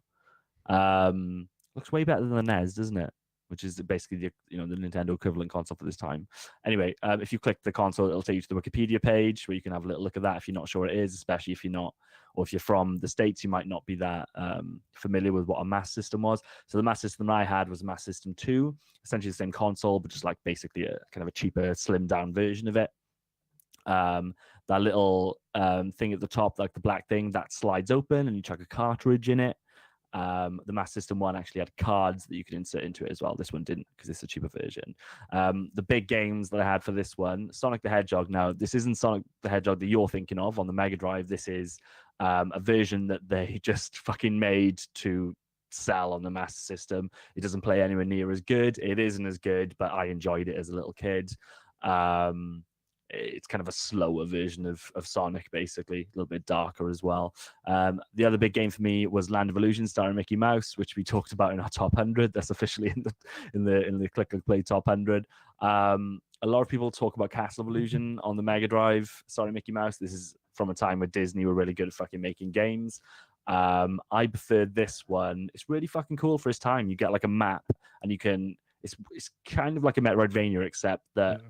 You've got different levels in it instead of one continuous level. So you get a map and you start on the first level and then you move on to the next. But you can go back to to the previous levels. And throughout the game, you meet like Minnie Mouse and Goofy and stuff. They're always bosses that you defeat. Like it'll be you defeat a dragon, and the dragon transforms into Goofy or something, and then he's like, have a fucking rope, and now you can climb a wall. And then if you take that rope back to a previous level, you can climb a wall and get like a power up and stuff. And it's just quite dark, I thought, for a Mickey Mouse game, and feels for at the time, it's weird to say, but kind of felt a bit mature considering what the game actually was. And the last one is Alex Kidd in Miracle World. This is like a platformer game. Interestingly, this was built into the system, so you didn't need to put the actual game in. You didn't need to put the cartridge in. You could just turn the console on without a cartridge, and you would automatically start playing this game. It's just a platformer, really. There's not much else to it. The main mechanic is that you punch shit, so you can just punch through blocks and stuff. It's kind of chasing the Mario theme, really. It's trying to be a Mario game, but it's not as successful. But it's okay as well. It's pretty decent. And I noticed yesterday playing Bayonetta 2 that there's a reference to Alex Kidd. So he's got a plane in some of these levels. And at the start of Bayonetta 2, you're on a plane, and the person says that they borrowed it from Alex the Kid. So that's a bit of trivia for you. Any questions on that one? Did you have that console, Ben? Nope. First console I got was a Oh, Game Boy. We'll go through yours in a sec. Oh, mine'll take 2 minutes. Spoilers. Game Boy Pocket. Spoilers. That was your first console. I think it was. Yeah.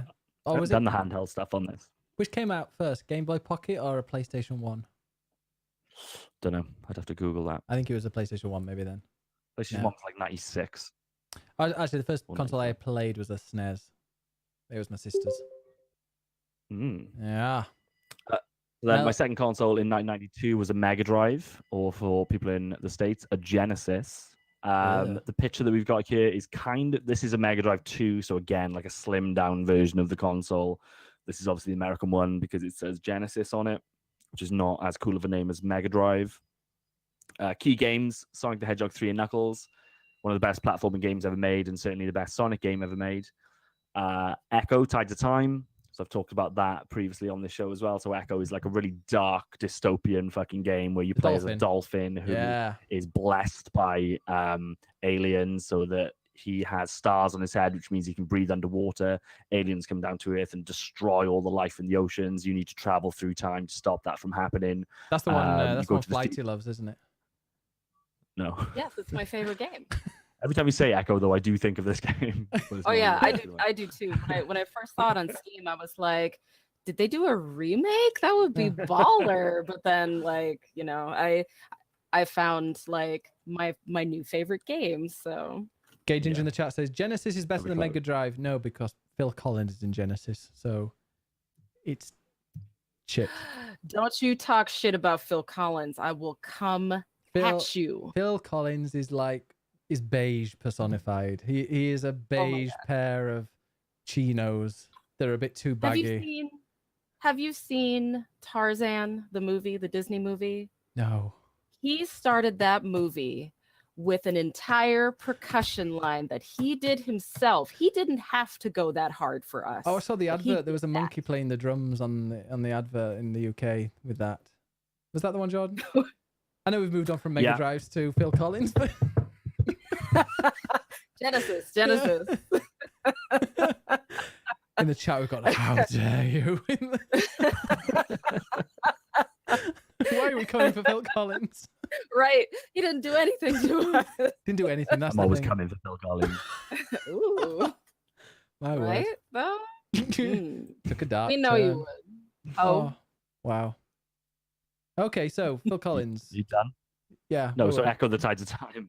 Okay, yeah. So you should all go download an emulator and play Echo the Tides of Time, or do it legally. Actually, I should probably say on Twitch. Go and download a fucking Genesis collection or something. But it's like a really kind of dark, like the story. Like it doesn't really give you much in the way of story beats, but there is a story there, and you can go and talk to other dolphins and fucking blue whales and shit. You can blow whales.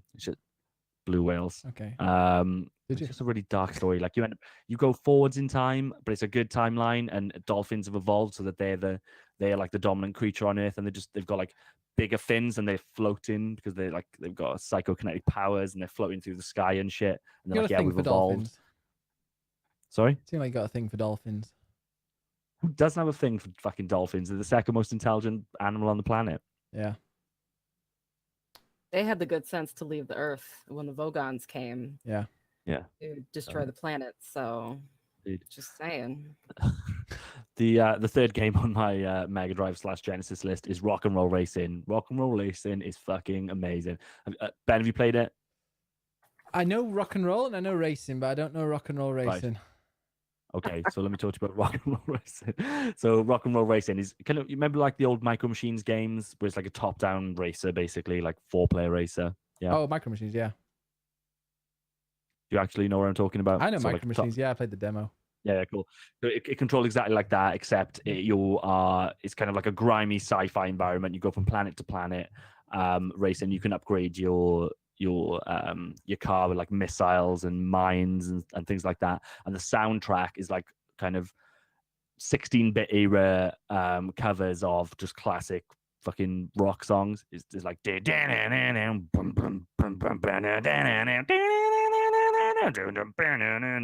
just shit like that. Wow. So the soundtrack's really good. That was incredible, Jordan.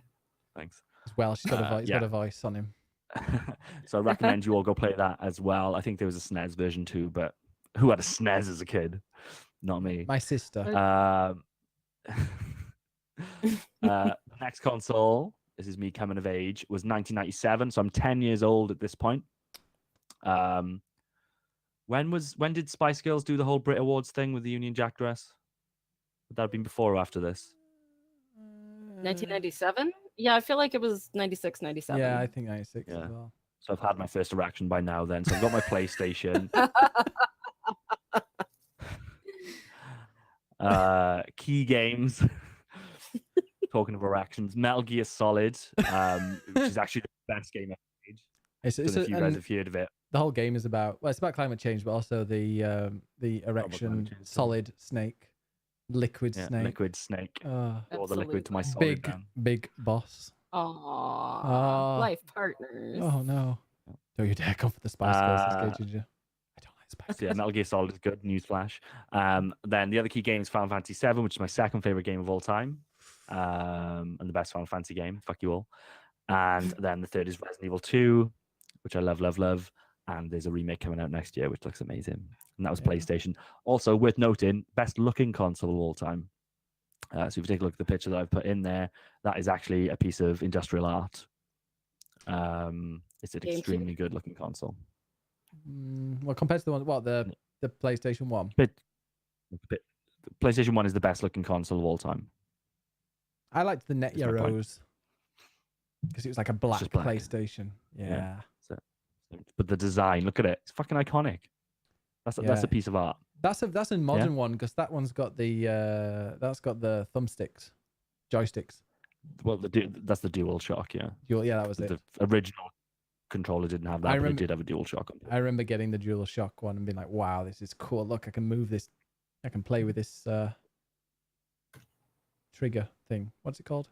Joystick." Good analysis, Ben. Yeah. So the next console. I was 10. I was playing with any joystick I could get. I was playing at that age.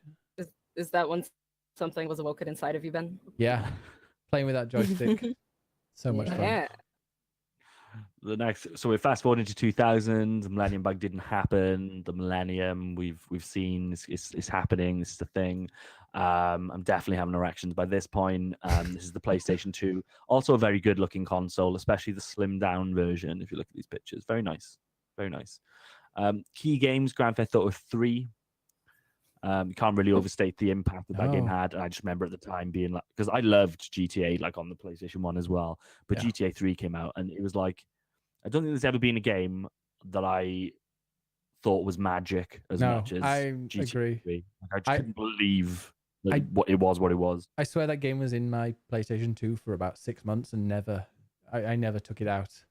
Because it was just when you played the original, it was like, wow, you can go around the whole city, just kind of do what you want. You can cause crime, and then when they're like, oh, it's going to come in 3D and it's going to be this huge, I was like, blew me away. Even as a kid, I was critical enough to see like the screenshots in magazines and be like, they're going to ruin it. Like there's no way they can't take what we love about GTA, this freedom in this city, and if they're going to put it into a third person perspective, it's going to be linear. It's going to They're gonna have to scale it down, but they fucking didn't. They scaled it up, and it was 3D, and then it just changed games forever. And like you said, it was just a game that was constantly being played, especially when you consider like Vice City and then San Andreas as well. Put so many hours into it. Metal Gear Solid 2, the perfect sequel to the perfect game. Don't need to say anything more about that one. Piece of postmodern art, as far as I'm concerned. As Hilly says, this is a extremely history of underrated these Jordan's days. erections. Yeah, like we're using like the erection timeline. Yeah. Let's wait till it gets to the GameCube.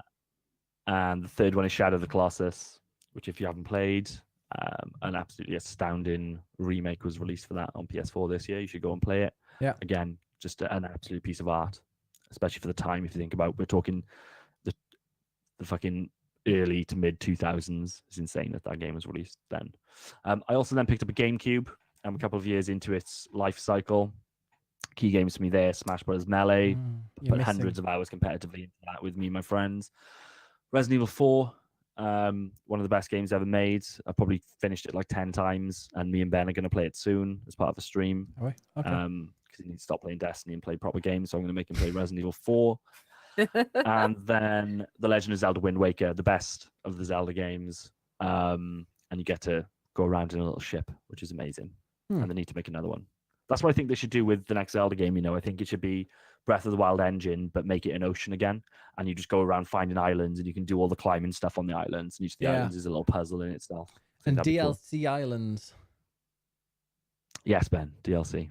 Neuroxin says Wind Waker is the best Zelda. This is the first I've heard of this. I played it until my controller died, and I really enjoyed it. For me, it's the second best Zelda. You're missing a couple of games though on the GameCube one, John. You're missing Final Fantasy Crystal Chronicles. Right. Okay. I forgot about that. Yeah. The Final Fantasy with the most annoying soundtrack in the world, but fun game. I cheated. I got one of these like magical cartridge, these CDs that you're stuck in, and finished it in one day. It's still very fun. I couldn't be bothered grinding with that annoying music. Swill says, "What about Mario Kart Double Dash?" I'm not a Mario Kart guy, so I hear that's a good one. Donkey Konga. That is also a game on GameCube. I agree. I only put 3 games in, so yeah, but I agree there are other games available. Pokemon Colosseum. That is also a game. Luigi's Mansion. Game, yeah. What about that Metal Gear Solid one with the GameCube in it? No, doesn't exist. So. Dead to me. That's the Mandela effect at work. Everybody thinks that happened, but not quite. And Jordan, this was the last time you used a memory card on a console. Remember memory cards? Yeah, it probably was. That and the PS2, yeah. It's a weird concept now, isn't it? A memory card. Yeah. Although I still have on my Switch, I have one. Yeah, I suppose technically true, yeah. But not like this big piece of chunky plastic memory card. There's something different about that to like an SD card, isn't it? Yeah, I remember my mate, it's dedicated. The card that you've got in your Switch, you can use in a multitude of devices. A memory card is this proprietary piece of plastic. I remember my mate and I, we were like racing against each other to try and finish Crash Bandicoot 3 Warped, and he left his memory card at mine, and I deleted his save file. Nice. You dick. I know. Wait, did you do it like intentionally, or was it like an accident? I could delete. No, I was like, I don't know what happened. No, I deliberately did it. Yeah, I wanted to win, and I won. Yeah. Then I finished it that night. Oh my god! Because do you know what? Heinous. He'd brought it round. He'd brought it round to copy. This was on Crash 3. That was still on PS1, wasn't it? Yes. Yeah. Yes. Okay. No, because he brought it over so I could get his save file from another game over, because I couldn't be bothered to go and do something and like open up the rest of the game. So he'd brought it over out of the kindness of his heart, and then I went and deleted his Crash file. Oh, the chat! You'd think I'd murdered somebody. You are going straight to hell, Ben. Oh my god. He deserved it. I think I did. Anyway, yeah. So it's worth noting the design of this console. Look how fucking cool this is. So it's built to be really robust, and like there's even a little handle on the back. So they were thinking, like, obviously, in four controller ports as well. Whereas if you look at the PS2, we've only got 2. So it's kind of designed so that you could pick it up and just take it to your friend's house and play multiplayer games. How cool is that? Yeah. Shame nobody did that.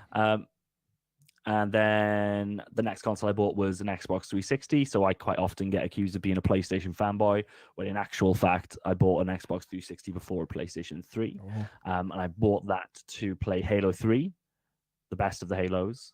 I love that game. I can't wait for the Master Chief Collection to get its 4K update so I can play all those again. The next one's Mass Effect. Just fucking blew me away at the time. Obviously then Mass Effect 2 and Mass Effect 3 as well, but the first one has definitely got a special place in my heart. That, along with Halo 3, was the reason that I did buy an Xbox 360. Mm-hmm. And also GTA 4, which I think is kind of overlooked these days, but it had, for me, a similar level of impact as the third one, but not for having the open world stuff, because obviously 3 had already pioneered that. It was about the depth of the physical mechanics in that game, and just the way that the city felt alive, the way that NPCs don't all look like they're templated, they have a randomization to them, the sheer amount of throwaway dialogue and sound effects that they threw into the game so that you never heard really the same thing twice. And a really kind of decent, grim, dark, depressing story with it as well. I think GTA 4 is a fucking outstanding GTA game. As much as GTA 5 has more features, it's got way less soul, I would argue. Any questions? That was another game that I think I got a cheat to unlock, so I could go to the other islands. Right. Yeah. Like that. Yeah. And I got Mass Effect. I actually bought Mass Effect for the Xbox 360. I got it in a tin, a little metal tin. Oh. Yeah, and I played it. Yeah. Those metal case. I got metal them? case for Gran Turismo 6 and The Last Guardian and Uncharted. There you go. They're my and Yakuza Kiwami. They're my metal tins. That's nice, Ben. Yeah. So PlayStation 3, Jordan. Yeah. Nothing good came The last console that I've got on this list, and obviously, I've had other consoles since. We've had PS4 and we've had Xbox One and the Switch, but they're kind of in life at the moment. But in terms of kind of stuff that's done and dusted, PlayStation 3. So quite a weird console. Look at the design on that one. Yeah. I quite like it, but I don't think it's universally liked, is it? It's a weird looking first stab at it. It looks like a barbecue. Yeah. It was a really heavy machine. I quite like the original build of it. Anyway, obviously The Last of Us, the best game of all time, voted by Click Click Play. That's a key one. Demon Souls. So I imported Demon Souls fucking months before it came out in the West. And it kicked off a whole movement in terms of the next Dark Souls game and Bloodborne, and now all of these, everything from Hollow Knight to Dead Cells to all these different games that are inspired by it, and this was kind of the first one, really. So it's worth paying homage to that. And then Wipeout HD, which is fantastic, and it's 1080p and 60 frames a second, whereas PlayStation was sold on the promise of 1080p, very few games actually ran at 1080p, especially if they were kind of big, AAA games. Wipeout HD gave you that promise. It was 1080p, 60 frames a second, and that's kind of continued into the PS4 now, where you've got the game running at 4K, 60 frames a second, and also I hear the VR version is really good. So it's just really technically proficient racing game in a futuristic setting, which I really like. And that's the end of my list.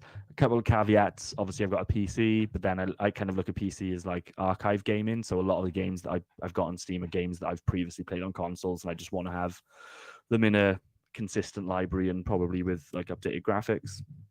There's no like dedicated PC games I'd probably really call out. Maybe Half-Life. We talked about Half-Life earlier. I played that on PC. Half-Life 2. That's one of my favorite games of all time. But outside of that, there's not a lot which is like I see as PC-centric games that I play. And I did have a few handhelds. I had like a Game Boy Pocket, I think, to play Pokemon Red and Blue on. I had Alleyway on that. That was boring. Alleyway. That's a deep cut. And that's about it. And that's my history. Wow. I was shot. Did you can save the document because it's going to expire. The link will expire for you in an hour. So if you want to save it and tell your friends, you can.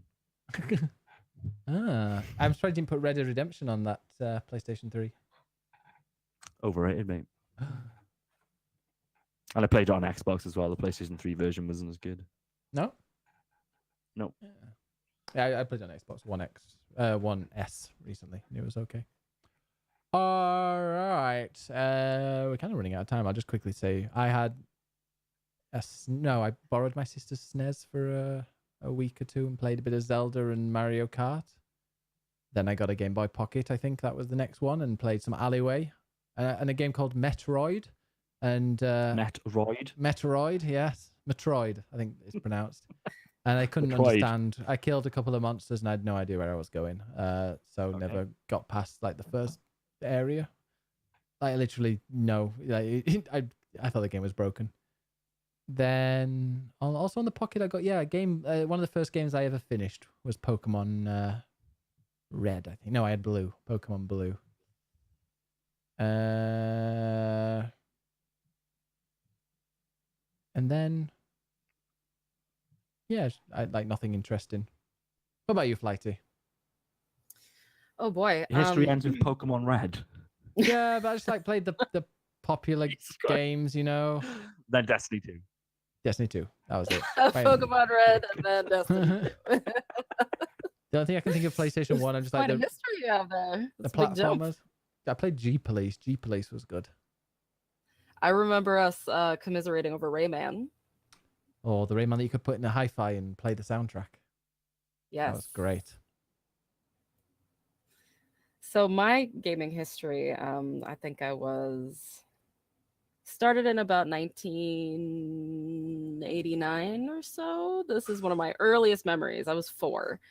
One of my earliest memories was playing this weird fantasy point and click that my dad had gotten to play for himself on Windows 3.0, folks. So I played that. I was so young at the time that I didn't really like get it, but I really loved like the graphics. It was all pixelated and it was like I kind of understood like okay, you need to give this item to this wizard and so on and so forth. I never really got very far.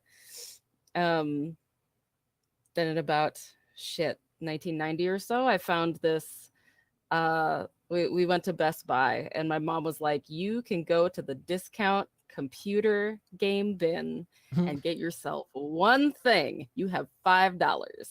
So I went and I found this like really like obscure like horror game. It was like a ghost hunting sort of.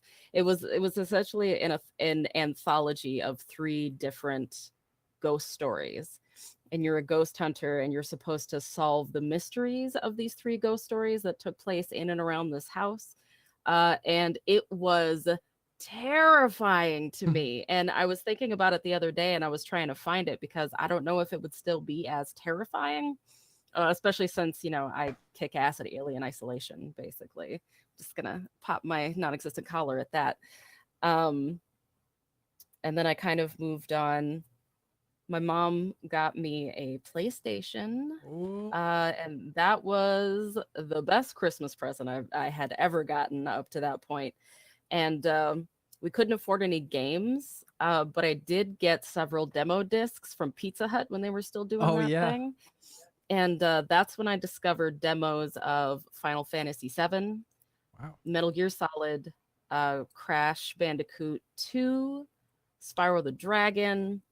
I think there was like a Tomb Raider 3 demo or something like that. And basically I eventually got all of those games because I love the demos so much. So all of those games have a very special place in my heart, especially Final Fantasy VII, because I played the living shit out of that game. Mm-hmm. I actually still have somewhere around here the very first Final Fantasy VII strategy guide that I really need to get laminated because it is an ancient tome now and it is falling apart at the seams. And then I kind of moved on to, I played with a PS2 for a little while, but the main game that I played was Shadow of the Colossus. And that was when I sort of discovered like my need for, I don't want to call it high art because it's really not, but stuff that had more thought put into the art and the story rather than just one or the other, because it seemed to be kind of the thing. Like you could have one but never the other when it came to games. So that was a really important turning point for me. In the chat, by the way, and then I didn't play Neuroxin it. says that he lost all the binding in the strategy guide by the time he actually finished Final Fantasy VII.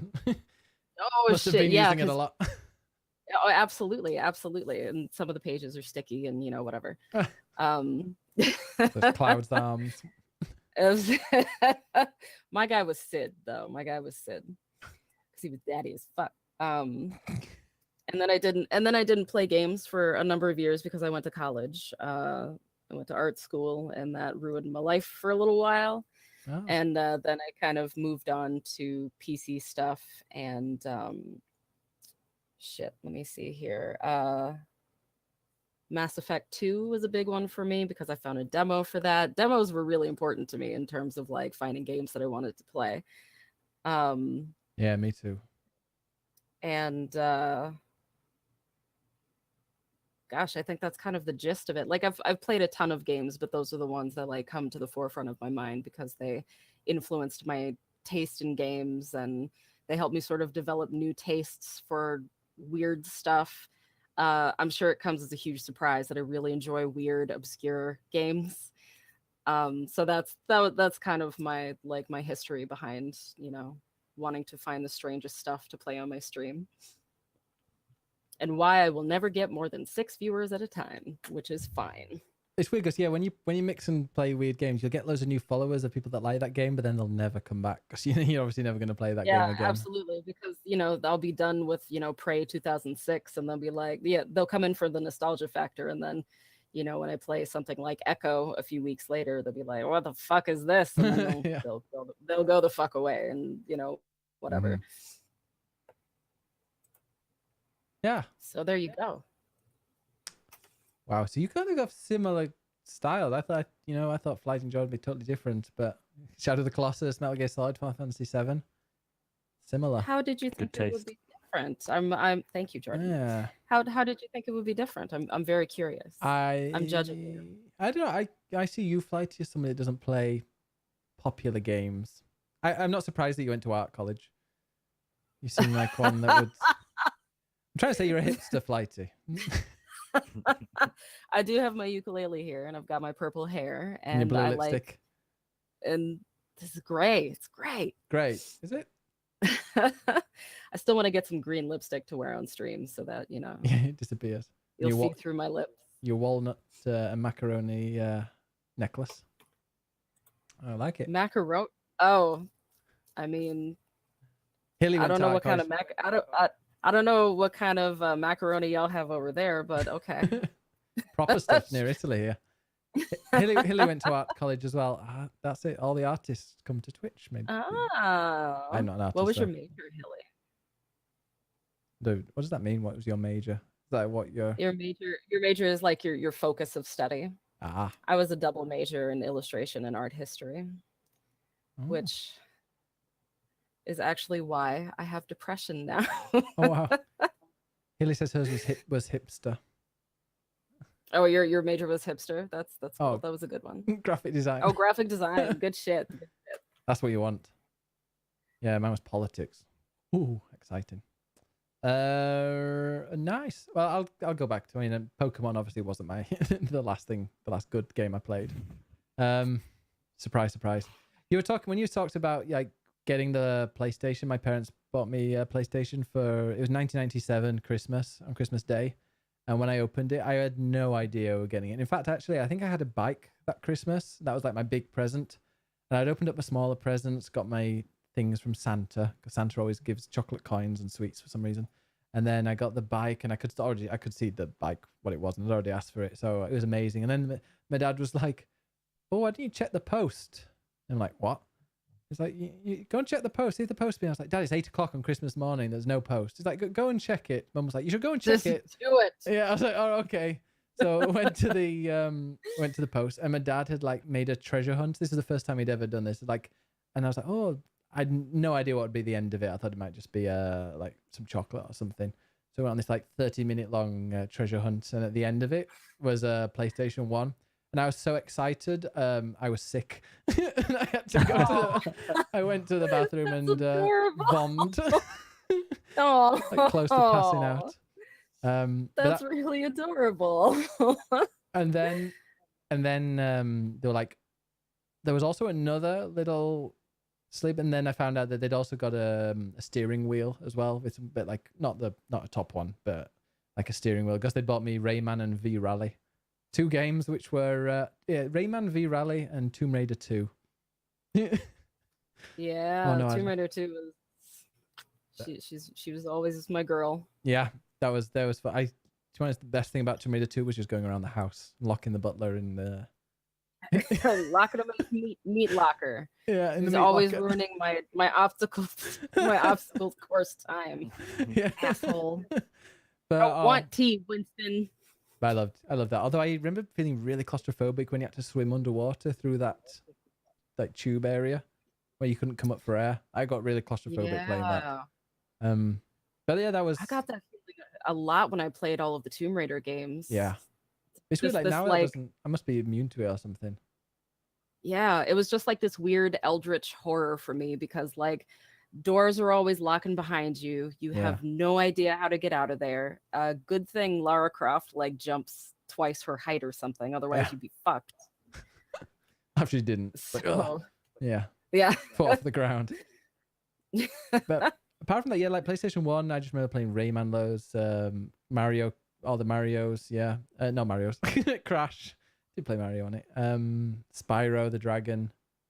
Ratchet and Clank, I remember playing. No, I know. Now, when we moved over to PlayStation 2, that was my next console. One of my favorite games on that was Jak and Daxter.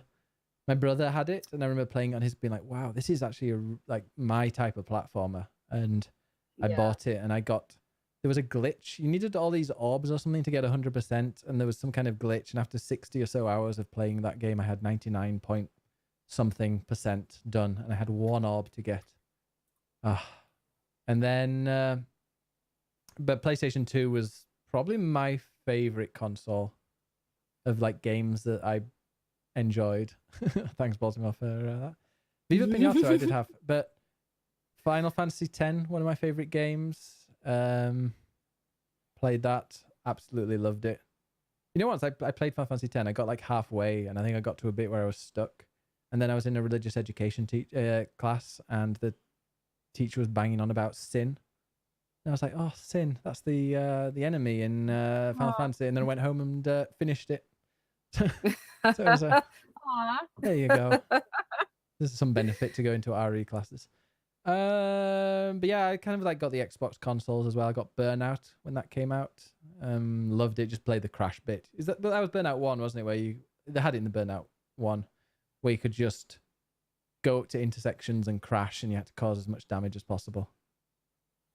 Was that from the first one? I only played the third one, and that like crash mode was in that. I guess it could have been in the first one. I'm not sure. Swirl says Burnout 3 Takedown, but I don't know if there was, because I got it on the Xbox like 1 or maybe 360. I can't remember. It was a really old one, but it was great fun. But yeah, Final Fantasy X like was on the PS2 for me. Yeah, PS3 loved. I think it was a number, or it was the original. I can't remember. But yeah, the PlayStation 3, obviously Red Dead Redemption. Can't remember all the other games. I never really got into The Last of Us on PS3. It was PS4 when it really grabbed me, the remastered one. And yeah, apart from that, now, yeah, the PS4 and everything like that. But yeah, I got the Xbox 360. I played Viva Pinata, as somebody said. That was a funish game. I didn't kind of understand what was going on there. But I never got Nintendo games. I never got a Nintendo console until the GameCube. I didn't get a 64 or any Sega games or any Dreamcast. Did you not get a Dreamcast, Jordan? No, I've owned a Dreamcast, but like there was just a phase that I went through in terms of buying like retro consoles. So I've never I certainly didn't have one at the time. I was all about PlayStation 2, which is probably the reason that the Dreamcast died so died so young was that everybody was waiting for a PS2 rather than playing it. Right. Yeah, I remember they in the local pub where I'm from, which is it's one of the oldest pubs in the UK. It's hundreds and hundreds of years old. They've got like a section in the corner that says "Ye Old Games Console," and it's a Dreamcast, and you can play it. That's awesome. And that was like 10 years ago. It was called that. So yeah, hopefully they still got that now. But yeah, I mean that's kind of my Grim Fandango was my actually. Well, we used to go to the south of France for like 7 weeks in a caravan every summer, which some people are like, oh, that sounds amazing, but I hated it. And pretty much every evening we'd be bored, and my dad, my brother, and I would just play on the PC. I would be playing Grim Fandango if I was on my own, but if I wasn't, we'd be playing Worms. We used to play loads and loads and loads of Worms. And my dad, like, he's a head teacher, you know, very serious, very straight faced. But if my brother and I, if we started teaming up on his game, on his team, my dad would get really angry. Like, probably lose his cool. But then he would like team up with one of us to get the others, and yeah, it brought out a part of him which was I had never seen before, and I've not seen since. So yeah, Worms, and then I got to know a friend who worked on Worms. Oh, that's cool. Yeah, he worked for Team 17, and he was a big gamer. He's like one of the first people that imported the PSP over when it was released in Japan, and real big gamer. And then he moved to an energy company. I was like, oh, you work for Team 17. Who've now gone onto the stock market, I think. But they're, yeah, I don't know, I'd love to work for them. But he used to tell me that, and you won't be surprised that like a lot of the people on that, I don't know if I should say this. I've been told it's But true. you should. Apparently, a lot of them do coke on the break. What? Who? Wait. Where? What are your sources? Let's talk about your sources. Yeah, You- I you can't need say. to- Unnamed source says that coke is consumed while making Worms games. I mean that like, what years? Oh, yeah, I What couldn't possibly years? say. Because like that was the designer drug of the 80s, you know. So if it was around that time, like No, everybody like- everywhere was doing coke. Oh no, like 10, 15 years ago. Okay. Yeah. Well, you know, it's still a little bit of a designer drug. Remember Hogs of War? That was Team 17, wasn't it? He's like, wasn't it like 3D Worms that? Oh, I don't Yeah. remember. Yeah, Fight as pigs. Hogs of War. That was it. Yeah, I bet lots of game developers. I think game developers, especially with like how hard they're forced to work. You know, I wouldn't Oh be yeah, surprised. I bet like during crunch weeks, like you need all of the fucking. It's easier to get a hold of Coke, coke yeah. than it is to get a hold of speed. So yeah, probably. Oh, I wouldn't know. What does that mean, asshole? that's my gaming history. I was always a PlayStation person. Wow, John just bashed the keyboard. What game's that one, Jordan? Is that a surprise? Yeah, just gonna send out some codes for people that want them. Ooh. What about the helicopter game where you press space to move it up and down? Oh, that rings a bell. That Earthworm I don't Jim. recall. That's not the helicopter game, but that was a game I used to play. Earthworm Jim. Rascal. Oh yes, That was a game that got- Earthworm Jim. Isn't it Earthworm Jim? I think it was some guy at Giant Bomb played Earthworm Jim recently and was like, oh god, they could not get away with this now. And I can't remember it being risque or anything. Yeah, what's risque about Earthworm Jim? Yeah, I don't. It used to be like a cartoon, like a Saturday morning cartoon too. That Yeah, Remember But, Duke like Nukem? it was kind of like Ren and Stimpy kind of levels of, you know, there was not even that bad, but Mm. like it was probably a little bit more dark and mature than some other cartoons. But I can't remember there Yeah. being anything in it that was I think maybe it went over my head. or maybe at Yeah. the time it was kind of like something you laughed at, but now it's like something, I don't know. It's just outright racism. Or Yeah, something. but, It's just like back in my it's day. completely inappropriate. I remember. I was recently rewatching Animaniacs on Yeah. Netflix, and Yeah. holy shit, they Mm. got away with so much. They made a Finger the artist Prince joke, and I was like, Brilliant. Them. What? Actually, Bruce Almighty is like, even though it's not that old, what is it, 10, 15 years old? That has some jokes in it that they probably couldn't get away with today, despite not being that old. Go on, give us one, Ben.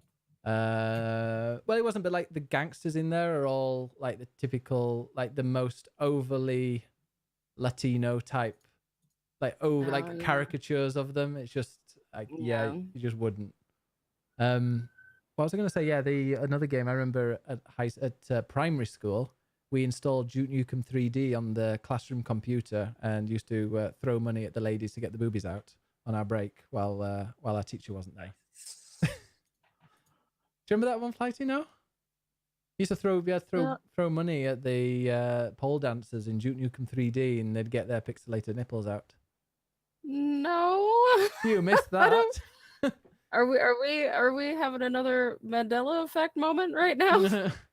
But I was, I remember being at, and it was hilarious. Even the girls did. But that was Duke Nukem 3D. Tits were great. Like, Yeah. But for a group of like 10-year-olds who've got it on the school computer. Absolutely. Why not? More power to them. Right. Is that it? In the chat, by the way, Bottom asked, were any of you into Animal Crossing back in the day? Was the GameCube the one with the rolling pin? The rolling pin. You know where you're when you walk on it, it's like you're walking on a rolling pin. Like the Animal Crossing for the 3DS, I believe, has that. Oh, like the world kind of rotates as you go, you mean? Yeah, like in Mario. What do you mean? Like in the Mario. What's the one with the Mario where it's like where they're like small little balls? There's one that's like a Galaxy. Galaxy. Yeah, well, the one there's like Animal Crossing. Some of them have them like rolling pins. Yeah, it has like it has a like a forced horizon perspective, so you can't see it. Yeah, I didn't like those. Yeah, I loved it on GameCube. I played the fucking shit out of it. It was awesome. That was like revolutionary because like meetings and like getting shit happened like in real time. So if you like wanted to meet with one of the animals and they said 5 o'clock, it would be like 5 o'clock local time. Wow. So yeah. What about Harvest Moon? Harvest Moon or Animal Crossing? I never Animal played Crossing. Harvest Moon. Wasn't Harvest Moon like a poor man's Stardew Valley? Yeah, so the guy made Stardew Valley because he wanted a new Harvest Moon. Yeah. Oh, there you go. Yeah. Animal Crossing is super. Or maybe talking about Assassin's Creed. I don't know. Yeah, so Animal Crossing on the Switch sounds like it could be fun. That'd be a good game to just pick up and play for a bit. We do. All right. Well, it's been a lot longer show than I expected. Nearly over 2 hours. So, thank you very much for watching. Jordan Reese, how can we find you? Just drop me a tweet if you like. How can we tweet you? Immortan George. All right. And Flighty, where can we find you? You can hang tight. You can find me at the link in the chat because I totally just shouted myself out all tasteless like. Shameless. I'm gonna be streaming tonight at 8 p.m. CST. So see you there. Yeah. Be there or be square. Do you have any final sponsor messages? Boy butter. Spread it on your junk. I'm running out of slogans. Brilliant. That's just like blatant. I think that's in the instructions on the side, isn't it? Put it on your junk. Boy butter makes joy better. Thank you, Swills. You can find me at that Flighty Broad on Twitch. Yeah, for people who only listen. Yeah, Jordan, what was that? Jordan came up with a great phrase just now. What was it, Jordan? Boy butter makes joy better. Oh, that's a good one. Yeah. But League, go on Amazon, Google it, whatever you do. And you can find me, BiggusBennus, or the podcast will be on clickclickplay.com in a day or two. Because it has to process and takes forever and all that stuff. Or you can find me, just find me on Twitch.tv/BiggusBennus. I'll be on there playing Destiny 2, because it's an amazing game. All right.